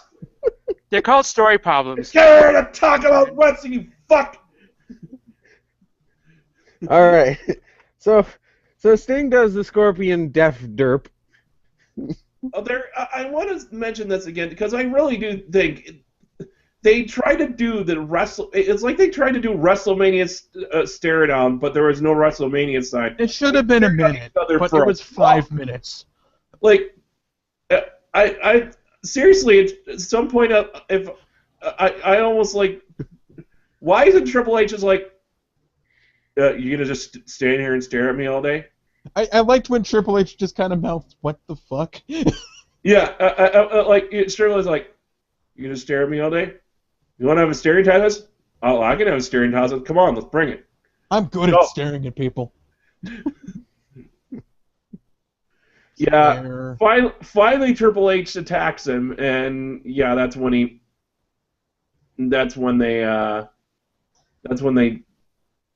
Sting ducks and nails him in the gut and hits the death drop, which got a good, really big pop. Now Sting puts Ziggler's on and Rollins and leaves the ring. Finally, the original ref comes in, counts the pin, and Team Cena wins. Why was this no disqualification, first of all? Because never said tag it team was. matches are wait, no, actually there are disqualifications and On top of that, the thing that confused me is why couldn't Dolph, in the 5 fucking minutes it took for Sting to get there, get enough energy to slightly lift his arm and cover Seth Rollins? because he's been overselling.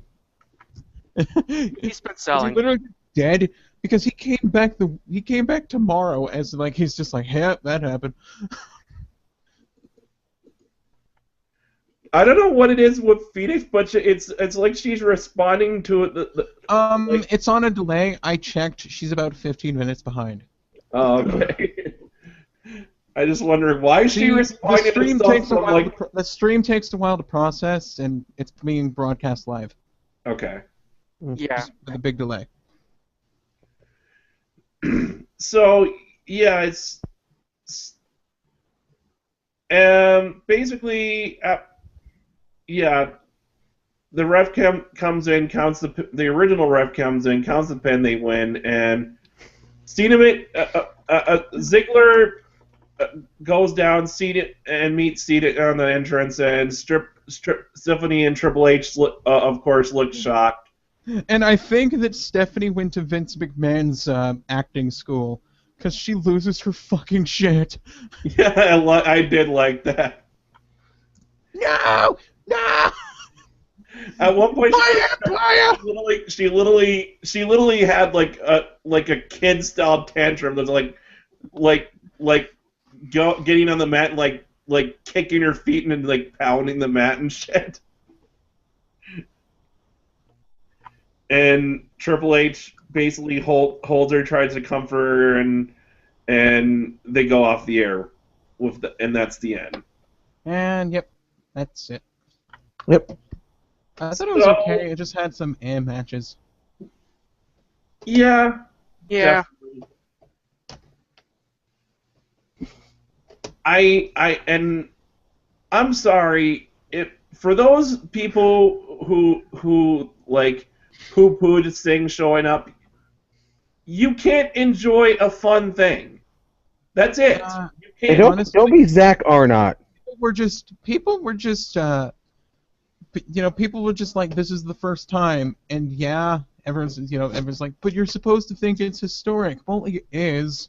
It fucking is, and don't be like, oh, I never liked Sting, so this doesn't matter to me. And to be honest, it's now or never for Sting, because he's never appeared and has been better that he's adamant about that. Like 50 compared to dying, you know? Yeah.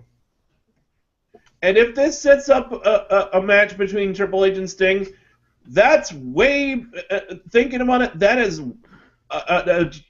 a huge deal better than Sting and Taker, because as much as a lot of people want to see Triple H and Taker, I just don't think Taker has enough of left in him anymore to have a good match.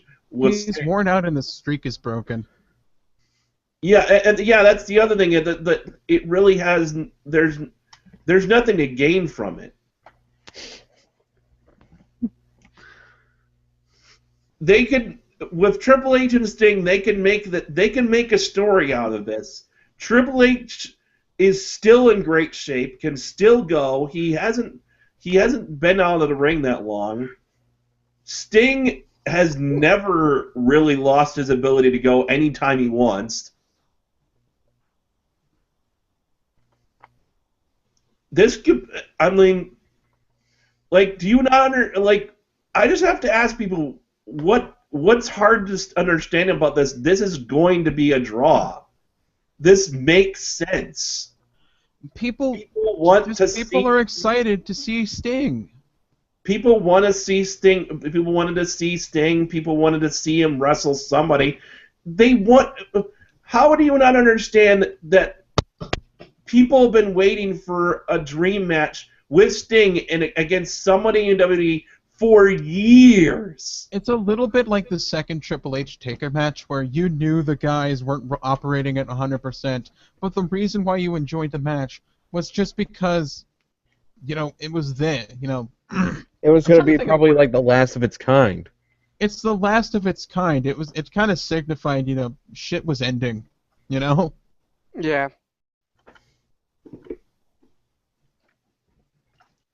It was kind of the name of the match, it's pretty much it's more who it is more than what it was, which I'm okay with, to be honest. It's not like fucking Hulk Hogan trying to scrape a paycheck by wrestling some other old fuck every week. It's like, these two guys know that, the end is coming, and they're just like, okay, all out time, go. Let's do this. Yeah, let's get this shit done. There is one thing. I really did like that they let Ziggler be the star here. Oh yeah, that felt good. I think storyline-wise, they need to really reward him for this. Yeah, I honestly feel like if they don't, then it just feels like they're them continuing to give him really big wins and then just doing nothing with it. I feel like it did kind of undermine Ziggler's own success for not being the reason why he won. Yeah. Yeah. But yeah, storytelling's a big element in wrestling. You might not be the fittest, best wrestler, but sometimes you don't need that if you're smart and know how to work a good match. That's why I like the Bray Wyatt Cena match, because yeah, they're both not the greatest wrestlers, but it seemed like they were telling a good story, and that was more than enough to make it a good match. Yeah. The one at WrestleMania, not the. That's another thing. Is like, I don't understand why people have against certain matches, like the work rate or the actual match. If you look at this actual match, it sucked. I think if the match does not suck. The match doesn't suck if they tell a story in the ring and it works. That's actually some of the best matches that ever happened. I don't want to name names. And you remember those matches more. I don't want to name names, but it does feel like a problem with some wrestling fans recently is they only care about work rate, when really it should be who brings the best total package when it comes to good storytelling, good wrestling, that kind of shit. Yeah. There's been Yeah, plenty of fuck. wrestlers who are not as talented physically but can tell a really good damn story. Mick Foley, for instance. Yeah, fuck NJPW for life. Got it. Okay. I don't know who that is. The I don't care. Hold on. Dad will stop screaming in my ears. But I think we should move on to Raw since we've moved past Survivor Series and I'm assuming that we all saw Raw. I saw Raw. I watched it. Unfortunately, I kind of fell asleep during the last. Oh my Actually, god, yeah. I missed one segment. I missed the thing with Rusev. Did you guys kick me from the call because I started snoring? Yes, we tried to wake you up, but it didn't work, so... Oh, shit, I'm sorry. I was fucking dead tired. We are the most professional podcast. We're so professional with the fact that, one of them's asking completely random, nonsensical questions having nothing to do with wrestling, or with the show that we're watching. I'm making stupid jokes, like half of the By the way, time. I have a question.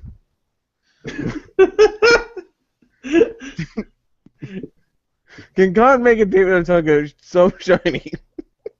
What if God was one of us? Oh my god, I can't even say it. If we could make David Otunga shiny enough, could we shine a laser into space and signal messages to aliens that we are here? Can God make a David Otunga so shiny that the baseball fell into? I have a question. So that's the what? The baseball coach. I was trying to avoid saying the baseball coach. I was supposed to say the bowling trophy, but God damn it. okay. Now let's move on to Raw. This joke is slowly dying a painful death. But just like you. In an hour. No, okay, not really. Anyway, we still got like 70 hours to go. So we open up with Triple H and Stephanie McMahon. Guys, watch out. We have 6 hours left. Basically, moaning and whining about how they're not going to be there anymore. It's like, why? I don't. Was it the thing that? Oh no, they're gonna lose their comfortable day jobs.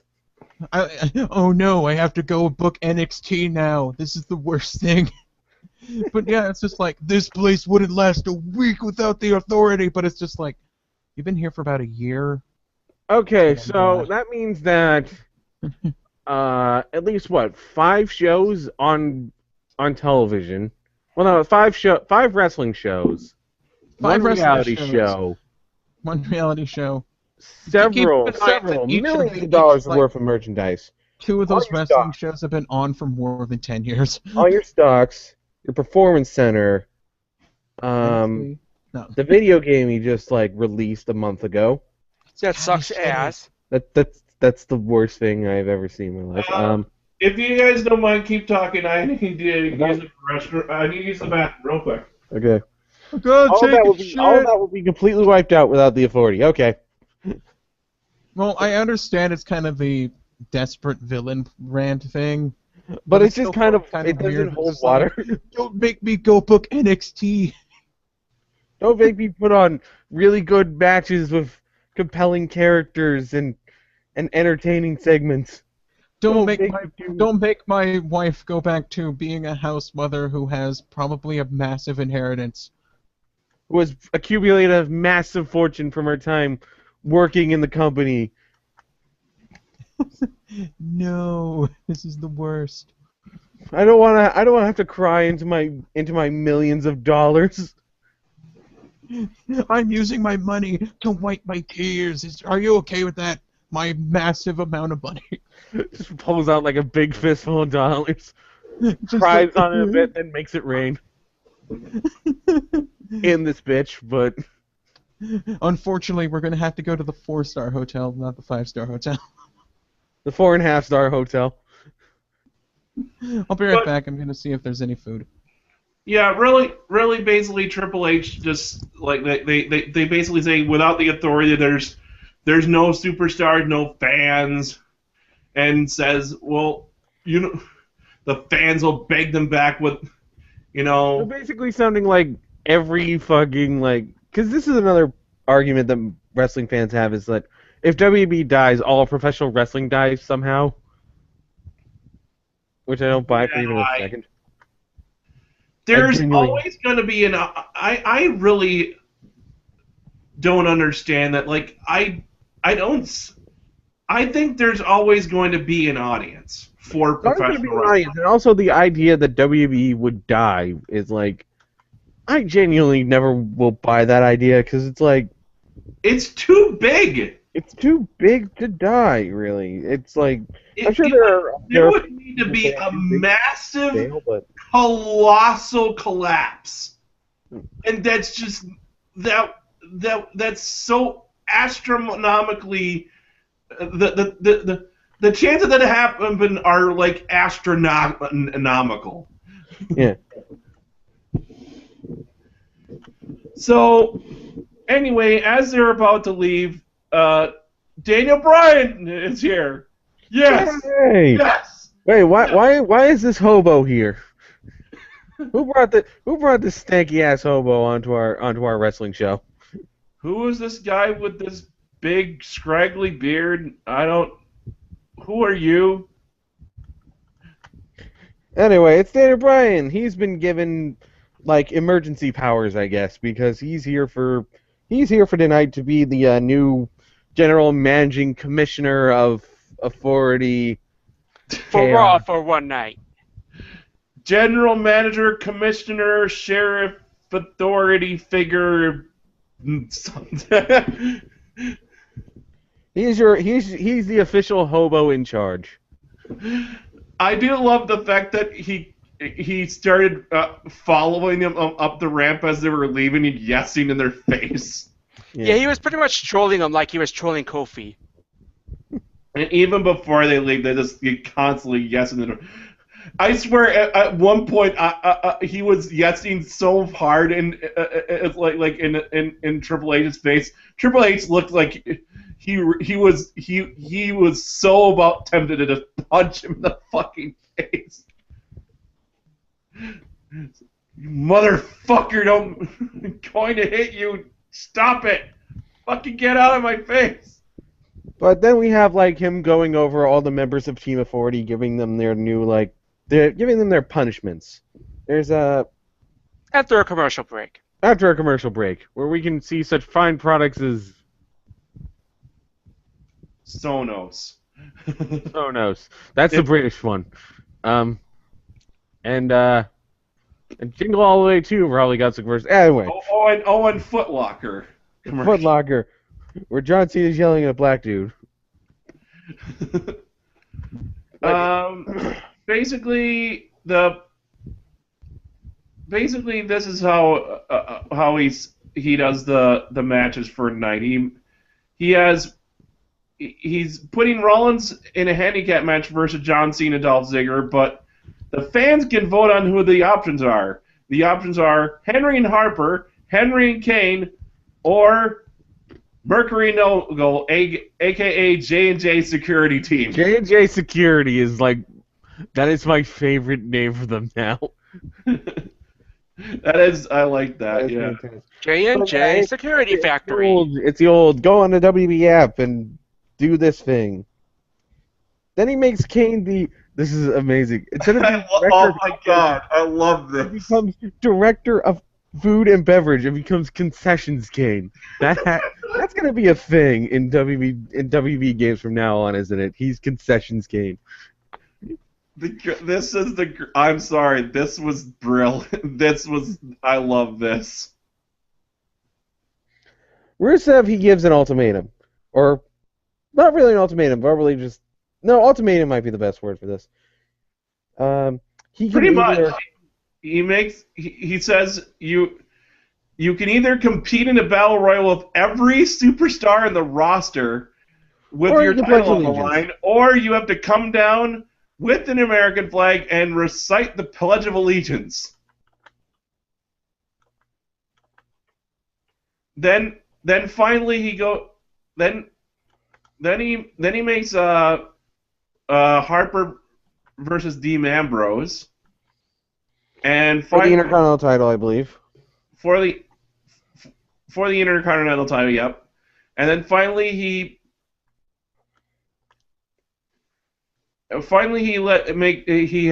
has Henry face against Ryback to avenge a loss against a loss that Ryback had against Ryback at WrestleMania, and that's the first match. And it's pretty much Ryback destroying Mark Henry. And I don't get that at all. It's like, why was this a squash match? Like, I just get the feeling that Mark Henry just is really lying to like put people over before he goes, because he's just like he might honestly just be done. He's been here for what, 18 years, nearing 19. Right back to the Attitude Era. 18 years. Well, Yeah. there's a difference between putting people over and making yourself look like a joke. True. I guess, but it's pretty much Mark Henry Ryback beats the shit out of Henry before they even get in the ring. He gets hit with a meat hook. Match over. He didn't even hit the shell shock, which he could have done. Like, I mean, Ryback's completely capable of doing it with Mark Henry because he's done it before. I'll admit, I like the meat hook. It's a really good clothesline. It's not that great. I don't. Honestly, the meat hook does nothing for me right now. I think it's the problem is it just looks like he runs up and knocks him over, and that's it. Hmm. I know. I just like I've seen him before where the guy gets like thrown for a loop or really gets knocked backward, and like it I don't know. It feels like it's. I'm sorry, dude. I don't think Mark Henry could do a backflip sell. No, I'm not asking for that. It feels. I don't know what it is, but it feels like it just like since he's come back, it feels like the meat hook has lost impact, and that's weird for me. I don't know.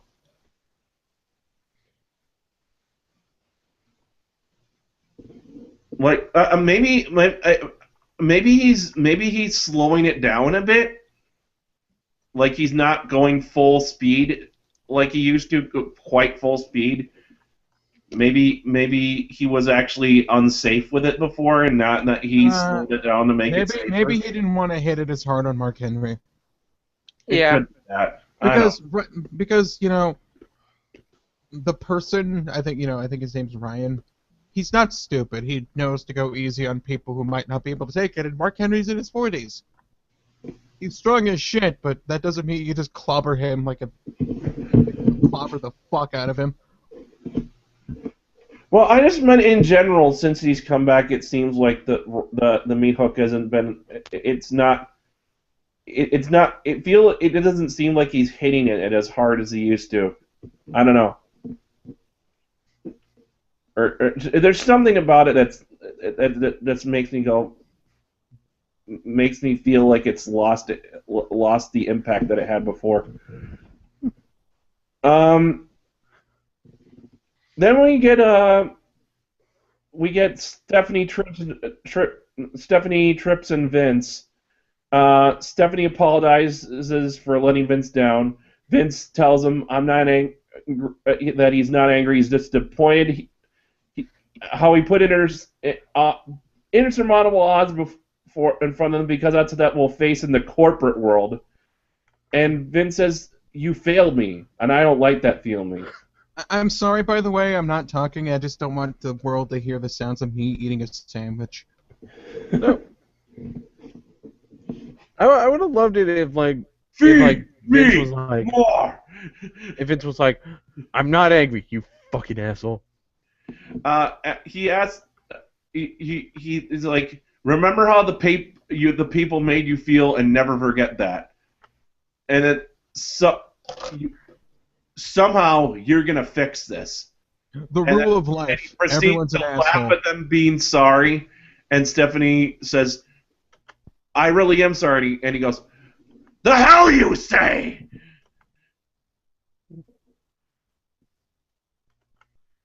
I've never been sorry for anything except for being sorry for spending Thanksgiving with him. But he also said something that was like he contradicted himself. It was like I never apologized.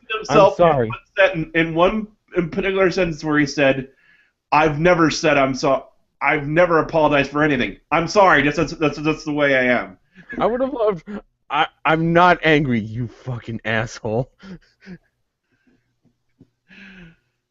I can't believe someone pointed when someone pointed out, I was like, I can't believe he didn't realize what he. Wow, did he? I wonder if he's gonna go back to the tape and be like, oh fuck, I fucked that up. But then again, being Vince, he probably never watches his own promos. I was thinking that he did it on purpose to play up the fact that he's kind of a cartoonish douche. So it's just like, I'm not angry. I am not angry. I'm not angry. Fuck shit. God damn it. And I never apologize. Sorry, but I don't. Sorry, but I don't apologize. And Mr. McMahon never shows his weakness to anybody, and then he just walks away and his pants fall down.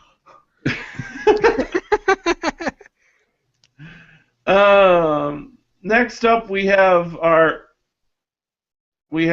Dean Ambrose versus Luke Harper with the IC title on the line.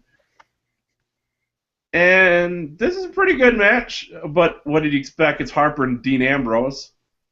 I made the joke, and I'm gonna make it here too, but it's just like, we're watching Brody Lee versus Jon Moxley for the Intercontinental title. We're either watching an episode of Raw or reading someone's Extreme Warfare Revenge Diary.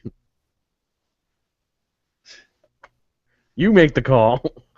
Pretty much. It's just like, in like 4 years ago, would you ever say that sentence and just be like, you're full of shit?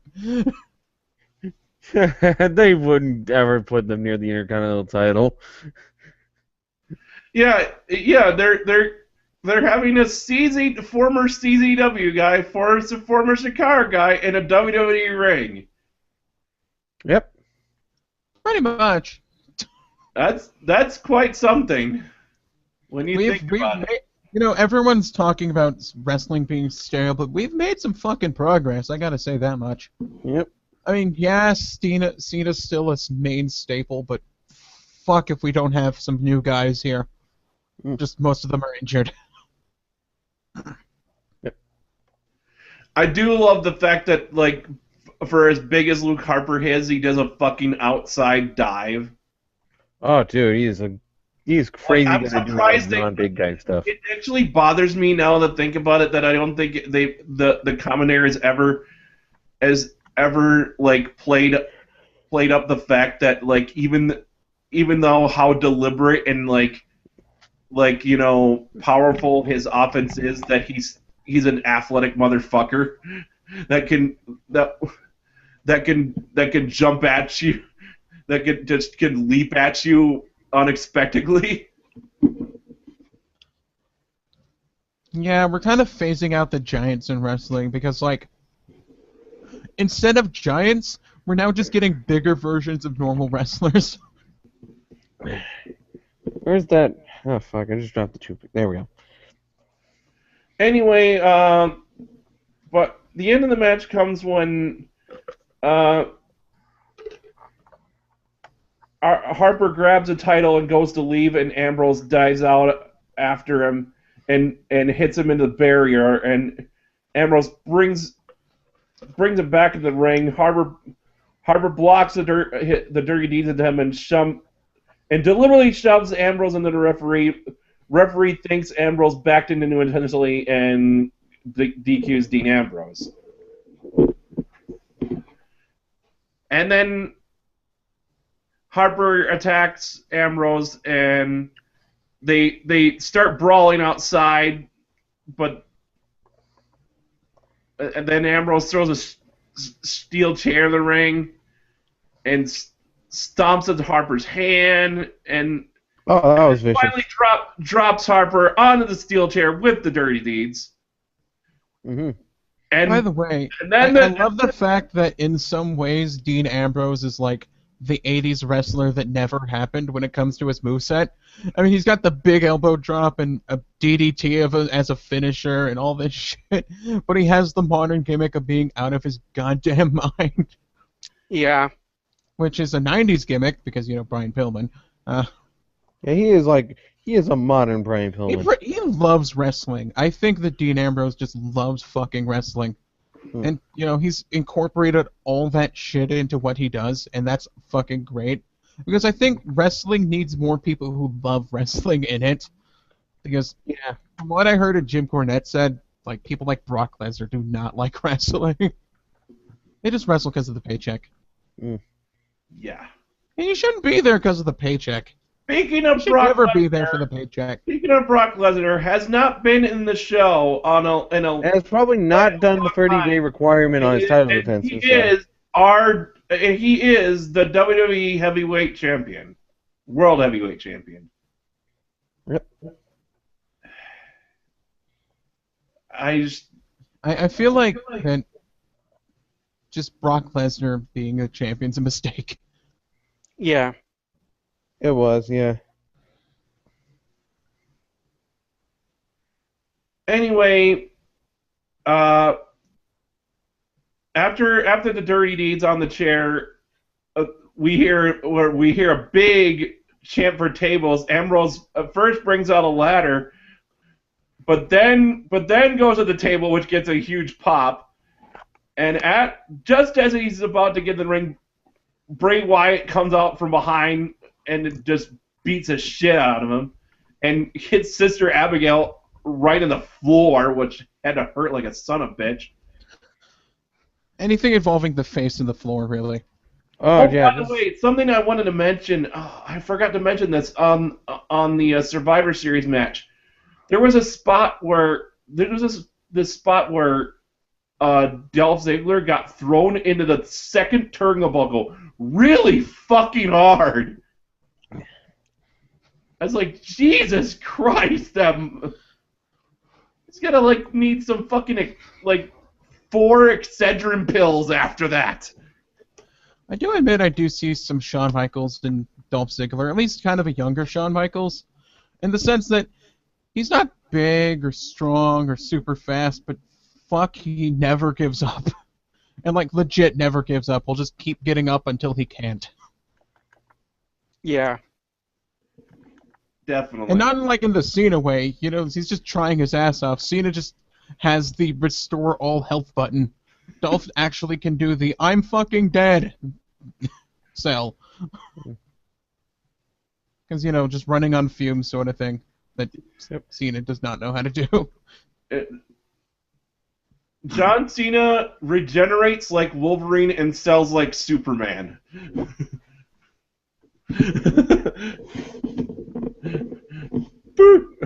What? What was that? I don't know.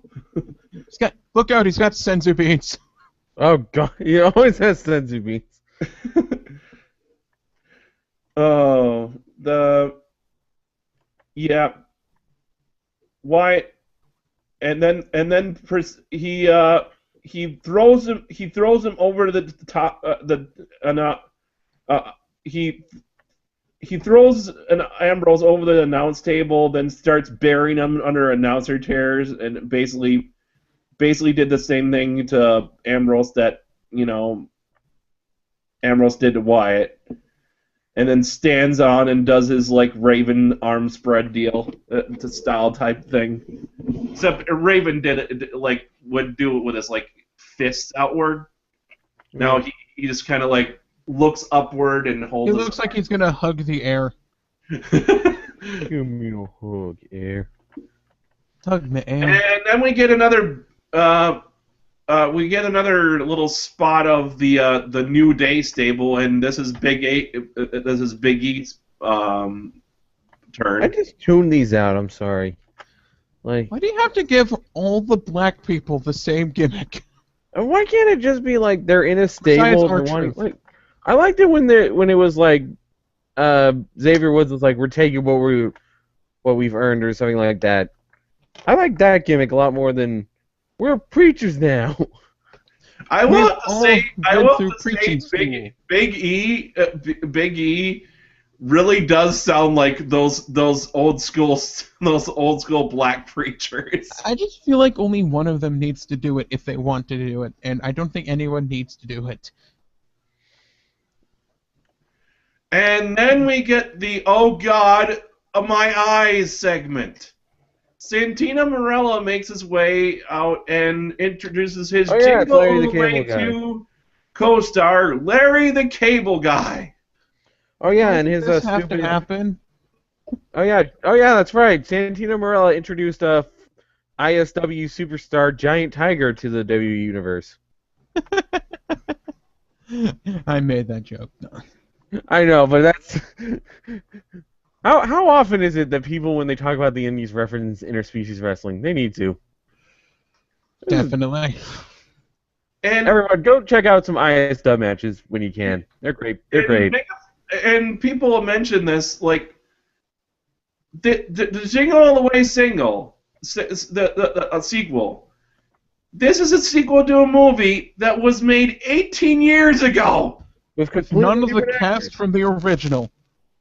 It doesn't even feel like a sequel to the original. It feels like it's as much of a sequel to the original as Son of the Mask is the sequel to The Mask. It feels more like a shitty knockoff of National Lampoon's Christmas Vacation, a movie I actually love, by the way. I need to watch that sometime. No, it's a pretty fun movie. But dude, the original Lampoon, National Lampoon, has one of the greatest rants ever. Oh my God! Yes, I'm sorry. I love that all the National Lampoon I remember is fucking Van Wilder.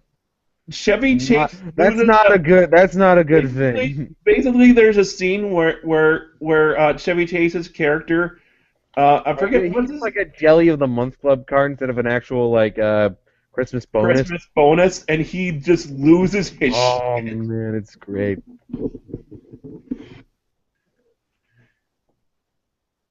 Yeah, we should probably talk about how much we want to see Larry the Cable Guy without a shirt on, wearing a wrestling mask. And but he tried to make jokes, and none of them are funny, and no one. I don't think barely a soul in the crowd was making any noise and laughing or anything. I want to take a minor dig at him and say he didn't really sound like he knew what he was talking about when it comes to wrestling. It's like, pretty much it seemed like he hasn't seen it at all, which I hate whenever they bring up guest hosts. At least bring up a guest host who knows about wrestling. Fuck, like Seth Green, he loves wrestling, because literally all fucking Larry the Cable Guy was doing was like, oh, what's his problem? Look at that guy. It's like, you don't know shit. When the hell was that is an absolutely appropriate reaction to Stardust. True. But yeah, we transition to our next match, which is a rematch for the tag team titles, Stardust and Goldust versus Mizdow and the Miz. Yep. Hey guys, guess what I'm not doing right now? What? Just guess. Go on. Masturbating? Okay, true. That's what I'm not doing right now, yes, but that's not what I was thinking of. Oh yeah, Phoenix mentioned this. Let's go back. Well, we should mention that. We should mention this when it comes up, but yeah, actually, but this is pretty. I do like the fact that Mizdow was holding the toy replicas of the titles. That was great. By the way, the answer to my question was wearing pants. Put your pants back on. Okay. By the way, this was it was a good match, and they finally let Sandow take the spot, which I liked, and he was basically stealing all of Miz's stuff. Oh my God! Miz basically early in the match got sent in the steel steps and was just like laying there, just like, ow! I honestly hope that like, you know, Mizdow beats up the Miz and claims himself to be the real Miz. I'm the Miz. I am the Miz. That'd be a great gimmick. Anyway, finally Miz comes back. He tags himself in and hits the scroll crushing finale on Stardust, and they retain. Yay! And they've been doing this spot now where when Sandow raises his arms up, that he gets cheered and Miz gets booed. That is great. Yeah, and also I've noticed that Sandow was shooting Miz dirty looks before he raised his arms up, so they are definitely teasing at a split up between the two. Back to the break and more with concessions Canes. A girl walks up and says, "I'm the manager. I'm your manager." I have a question. Yeah. So, He was the head of concessions, right? The director, yeah, he's the director of food and beverage. So why does he have a manager? Well, being the director of food and beverage and being the manager of the director of food and beverage are completely different things. Okay. Thing is, Mega Fighter, how is director not above manager? Because someone has to manage the director. That doesn't make sense. Get out, Skippy. No. Just get out. How is this the thing that gets everyone yelling at me that it doesn't make sense? I'm sorry, but because Kane is not his own boss of the concession stand, I will have to give this Raw a 0 out of 5. Yeah. he directs the food and beverage. That doesn't mean he No directs Tokyo Dome, no concessions. Well, he directs the food and beverage. That doesn't mean that he can't himself be managed. Popcorn, you go over here. Yeah, exactly. But who's going to tell him where the popcorn goes? Anyway, I did like the bit where she said, "You're being kept away from the deep fryer because you like to burn things." Wow, that's actually kind of... Eventually, after talking over what he basically he may or may not have murdered his family in a horrible fire. Ain't that funny? Basically, she eventually just like she goes over different stuff, and then she says, "Oh, you're in charge of chips, and if any gold missing, it comes out of your paycheck. Your chips. Don't fuck with the nachos. Hey, Don't Kate, fuck with the nachos. Hey, Kate, you're in charge of for an old '80s TV show." Oh my god. After this, we go back to the ring for probably one of the most uncomfortable segments in WWE current history. Can I just note, though, to everyone who talks about how sympathetic Rusev is, he's still supporting a very shitty country. Yeah. Also, he's Bulgarian, but also he's Bulgarian. You know. He's Bulgarian, and they have no they are a member of the European Union, I want to say. They're part of the EU, which directly opposes Russia. So why the fuck is Rusev betraying his country purely for? No, they just say he's Russian. They just say he's Russian now. Yeah. So that was kind of their own fuck up. But yeah, he was forced to.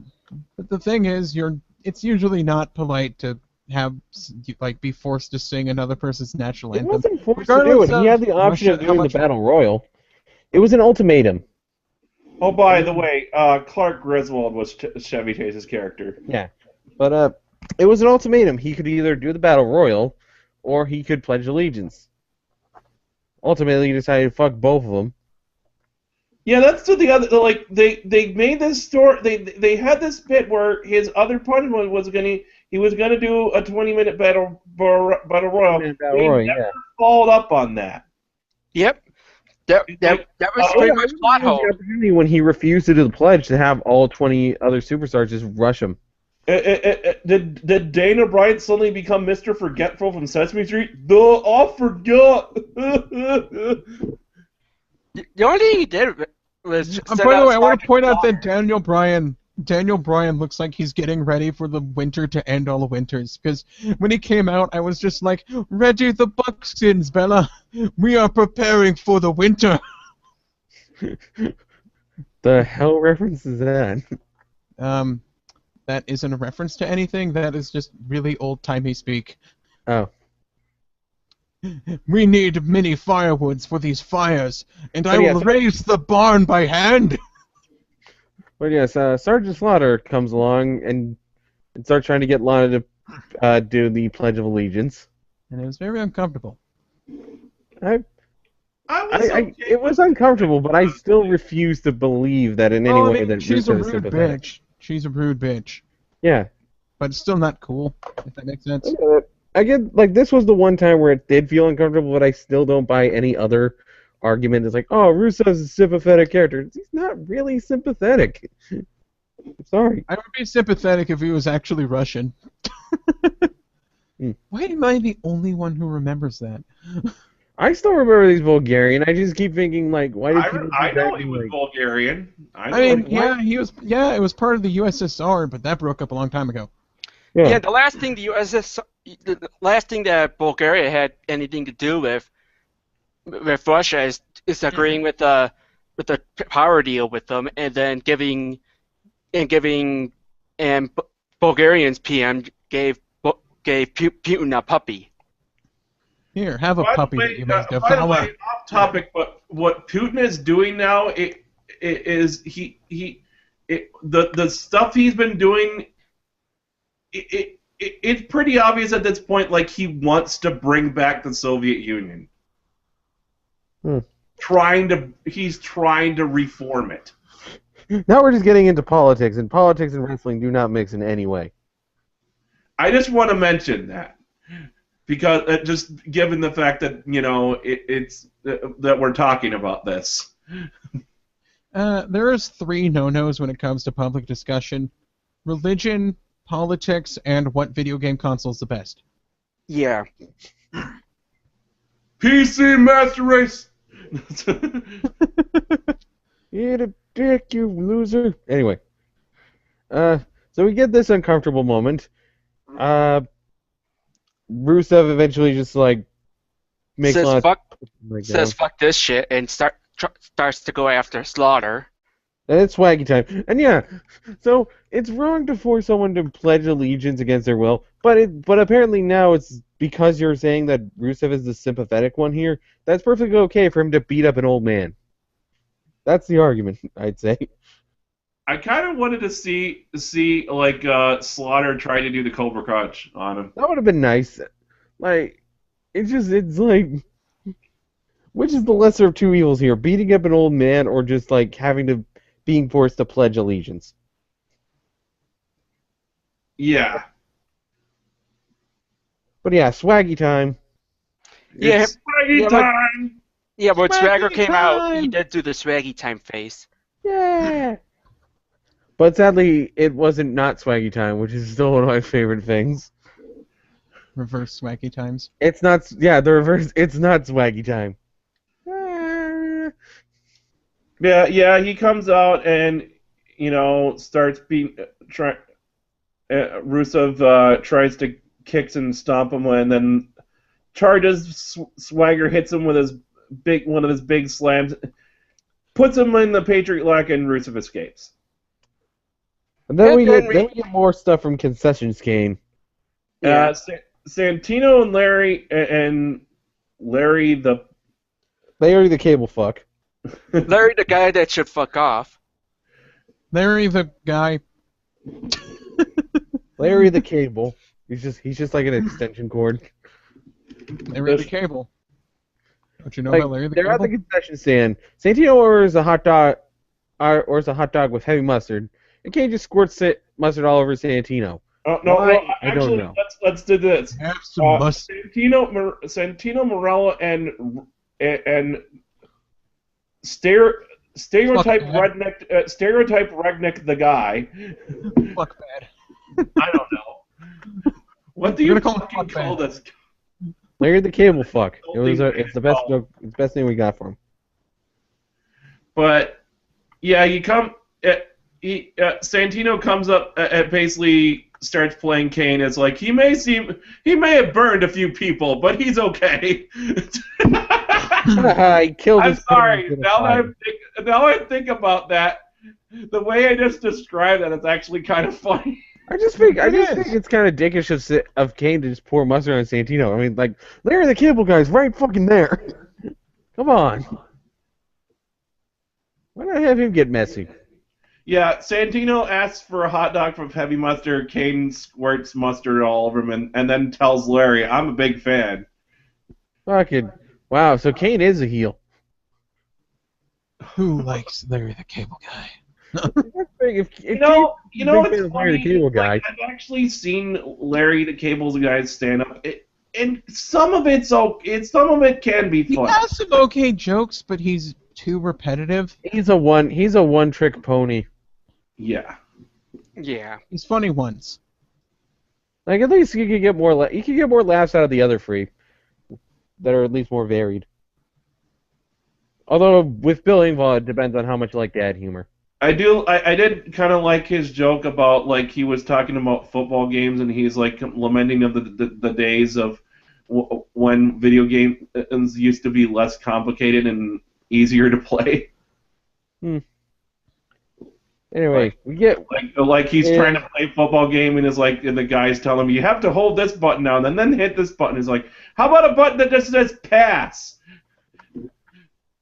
and Yeah. in case you missed the pre-show match of Fandango versus Justin Gabriel, here it is. Again. Yep. I hate it when they have a pay-per-view match and then have the same match on a not pay-per-view. Yeah. It's just like And during this match, a weird, probably because it's not much of a match, weirdly, a big CM Punk chant breaks out. Fuck them. I guess that happens sometimes. Fuck these fans and their stupid ass chants and their texting and their America. They're texting and their new age politics and Their America and their delicious Chick-fil-A chicken sandwich donuts. Ew. What do you mean, Phoenix? They didn't say he was Russian. I think she's behind us again. Yeah. Is he saying sometimes that you they do have always that. said he's Bulgarian, is representative of Russia? It's just weird. So I saw how the video works, and there's a seek button on the bottom that slowly increases in time, and you can pretty much watch it at any time you want. So she could go back like an hour and listen to us from an hour ago while we're recording. She could listen to me not having pants. Anyway, time for Big Show to try and explain himself. Yeah, he basically says he starts out trying to be all like gain sympathy, and no one gives a shit. He's like, I made a mistake. Who hasn't made a mistake? I had a family to take care of. If I could do it again, I wouldn't.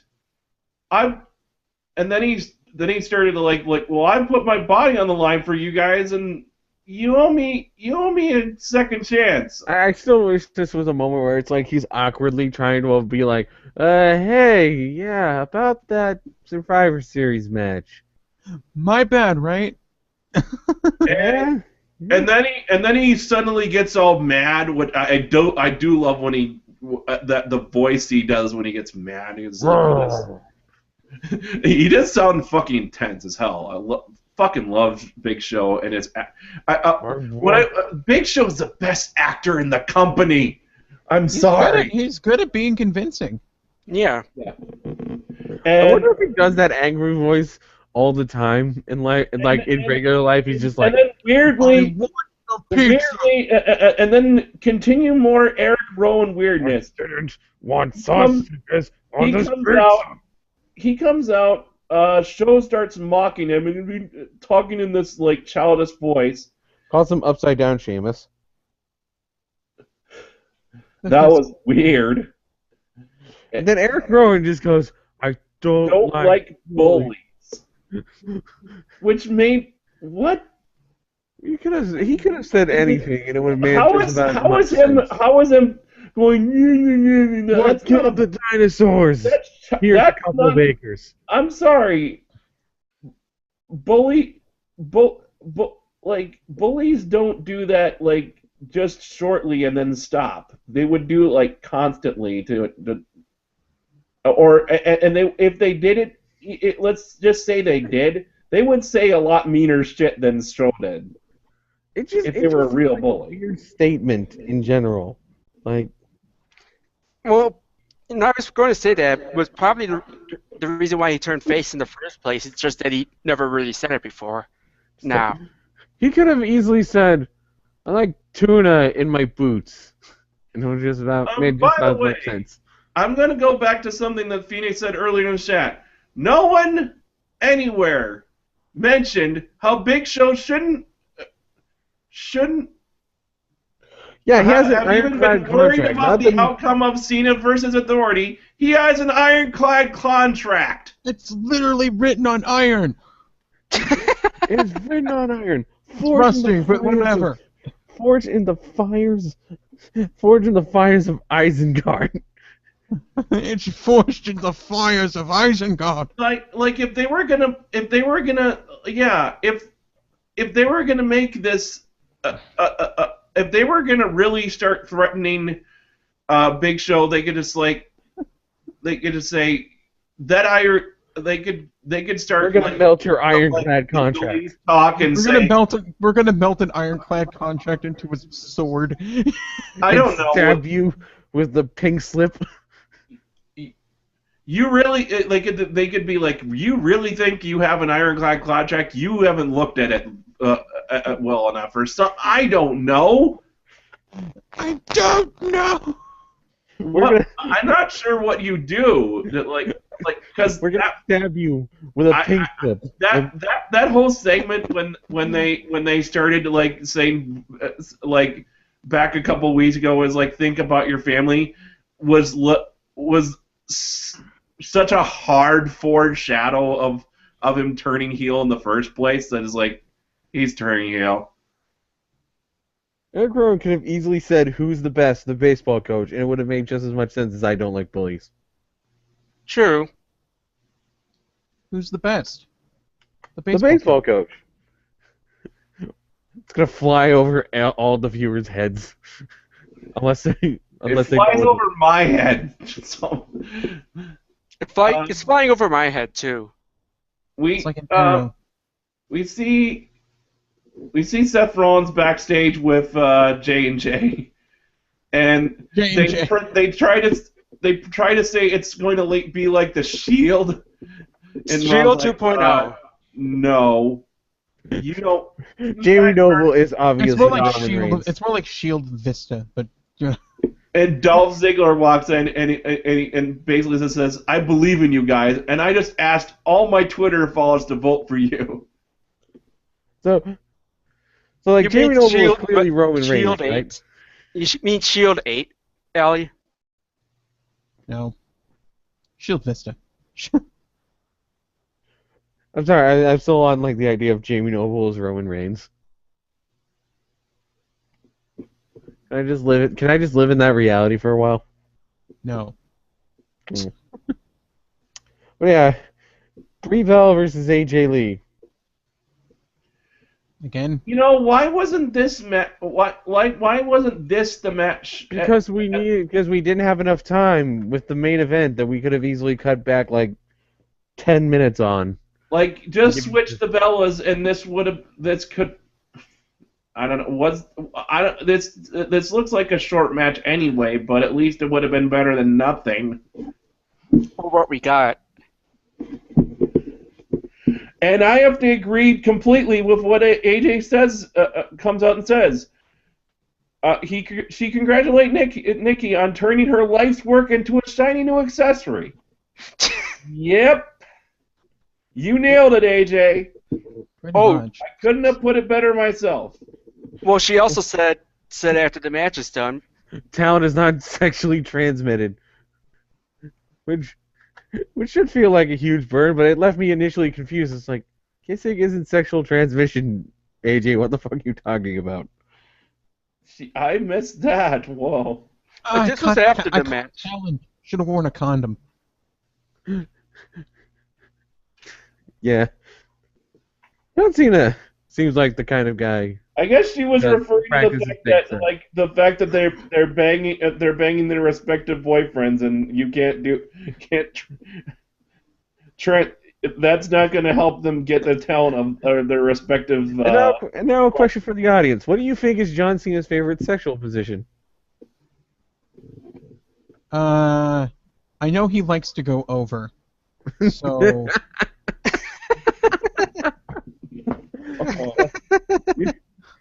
Like, comment, and awkward subscribe. quickly.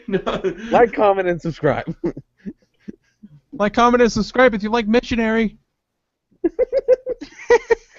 you don't like Missionary, like, comment, and subscribe. Anyway, we now get Adam Rose and the fuckwad Bunny versus Tyson Kidd and Natalya. By the way, they called this an interspecies match. That's some interspecies wrestling. Oh. Oh God, I'm glad I don't. I'm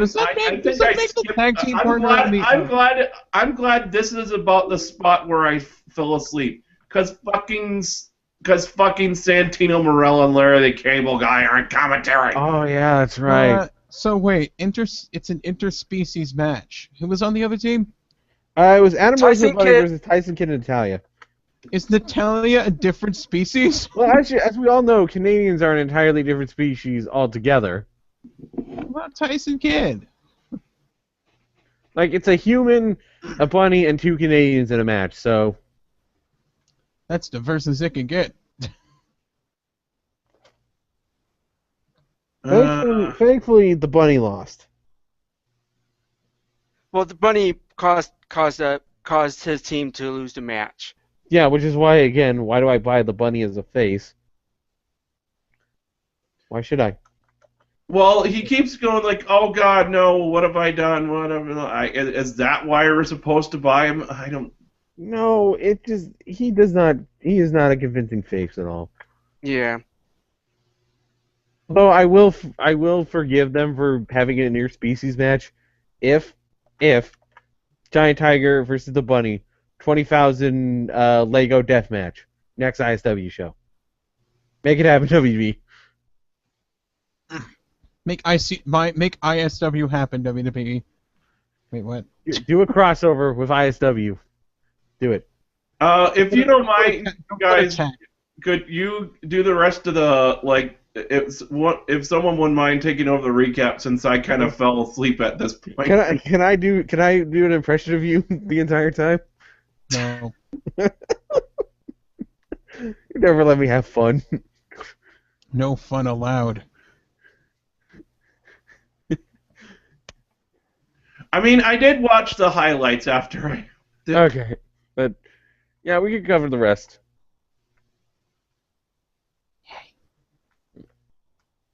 This means you, Mega Fighter. Well, okay. Let's see. We got Ryback, walking down backstage. Renee Young's, happy that he, you guys win. Ryback goes and was like, Ryback asks Renee, you know where the concession stand is? We get another New Day vignette. And then Ryback walks up to Can. This time. And then Ryback walks up to Can. That is actually what my results are reading. It says Can. Yeah, I just read that. It walks up on Can. Oh yeah, the professional wrestler Can. The Demon Can, Corporate Can, the big red monster Can. Is someone playing a jock back there? Someone playing a jock back there, yeah. That's got be Can. Got be Can. Ryback asked for 2 cans of tuna, a protein shake with extra protein, and a bag of beef jerky. Literally a bag, like a plastic Dollar Tree bag, I'm sure. I do admit that I don't think any concession stand sells fucking protein shakes. Or tuna. Yeah. Or tuna. Also, cans. Oh yeah, actually there are small cans of tuna, but what is he gonna do with that? Is he gonna? Put, like, I just wish he got like some cat food for it. I like the idea of this like Ryback pours the tuna into the protein shake and just stirs it with one of the beef jerky sticks, I love tuna. and then he just like eats like the dip off the beef jerky stick. Yeah. Yeah, you think about how disgusting that is. Kane's out of that, but tosses the hot dog at Ryback. Together. We've gone back to sex apparently. So, Ryback starts beating on him. They throw food at each other. Kane runs away. Ryback grabs a bag of peanuts, says, "You forgot your nut." That Kane forgot his nuts. And then Or throws why him at not? Kane. Yeah, he throws him at Kane, but he says, "You forgot your nuts." He's like, "Herbadur." Seriously, you know what's when I saw that highlight, I was like, that's something like old school Cena would say. That's my thought. That was my thought when I saw that. I don't know what do you guys think? I don't know. And now we have. I could see The Rock saying it for sure. And now we have, Cena and Ziggler interview with Renee Young. And we get to the main event. And now we can officially state, in 2014, we can officially state that Jamie Noble is a main eventer. Yep. Yep. I have a question about this match. How good did Jamie Noble and Joey Mercury look in this match? I mean, I know They're decent they're not in the best wrestling shape, but they honestly handled They know well. how to wrestle. They know how to wrestle. It's just they did what they did what I think their bodies could do, because I know Noble had had to retire. Why? You remember why? Like it was a match with Sheamus where he just took some serious injuries.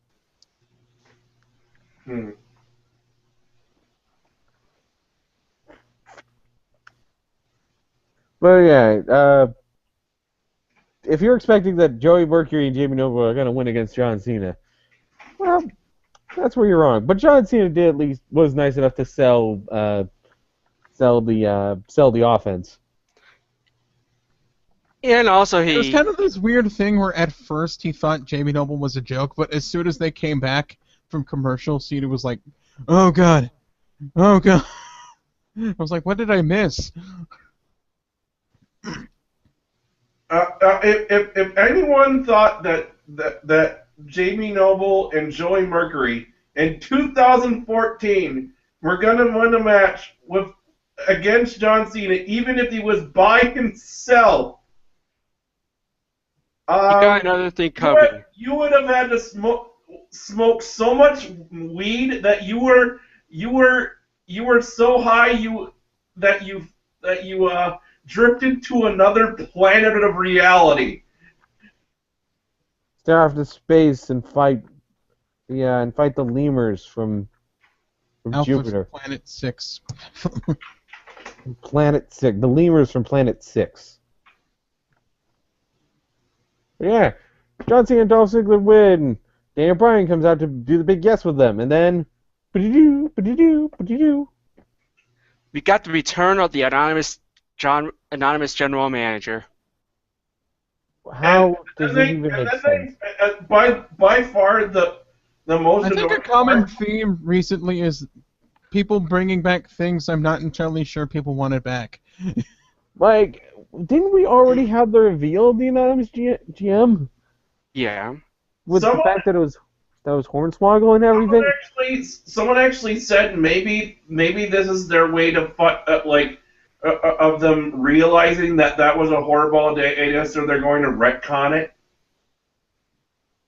Gonna turn out to be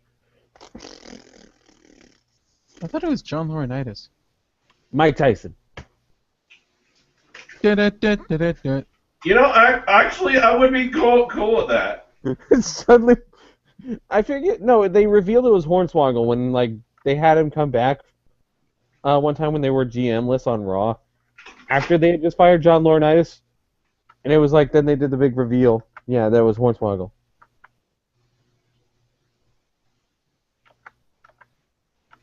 Dumb, but okay. I imagine you don't remember it because you blocked it from your memory. I expect like they could do this bit where they're trying to hint that it could be like Triple H or Stephanie behind the whole thing, and then it gets revealed as to someone we're not expecting. It turns out it's Heath Slater. Hopefully they make sense this time.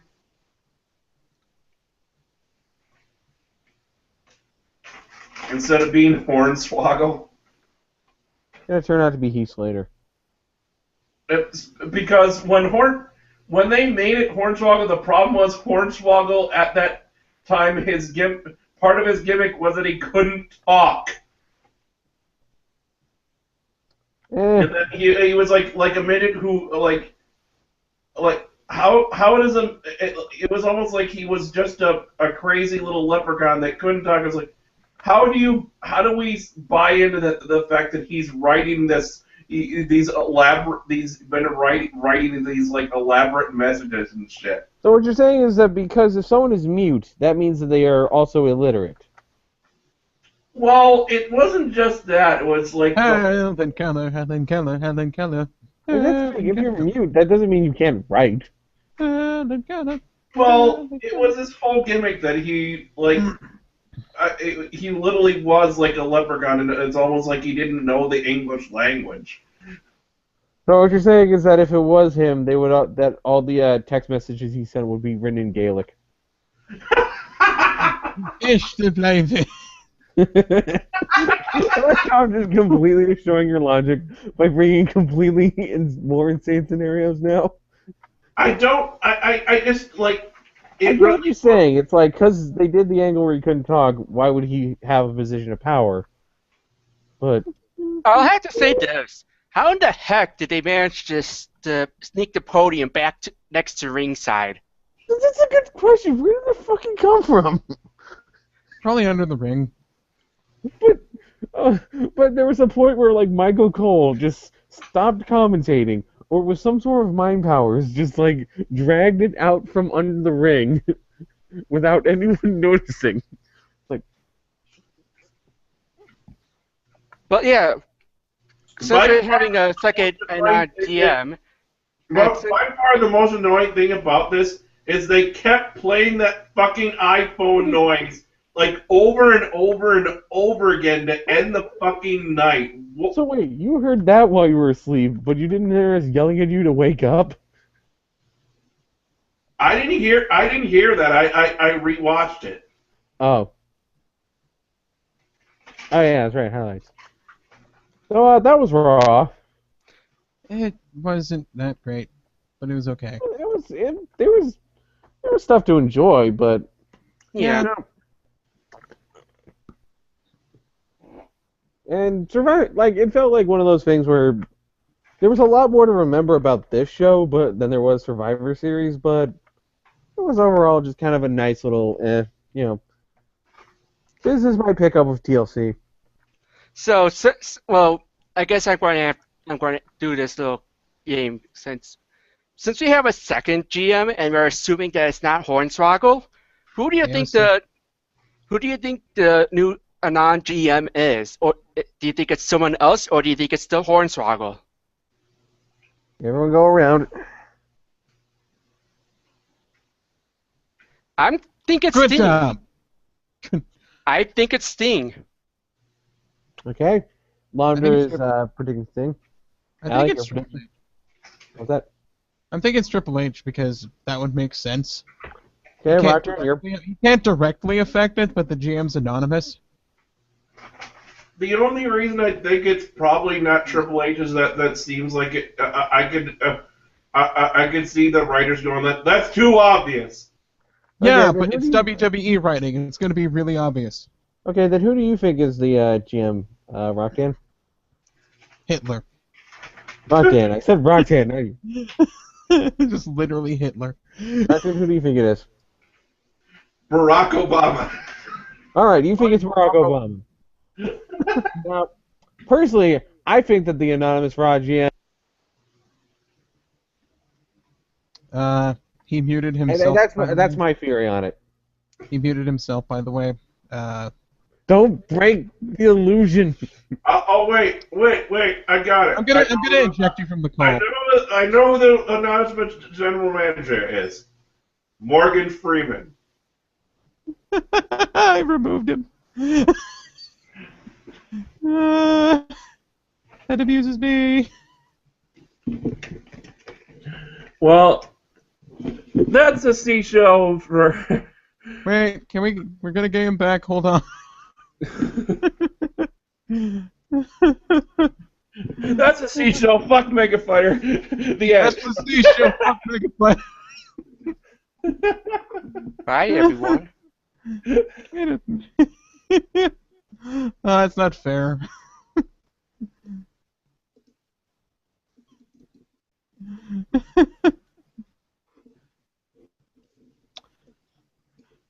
And we're going to play our end of podcast game. Who gives a shit? This is the game to see if everyone gives a shit. I don't give a shit. I'm Later. kind of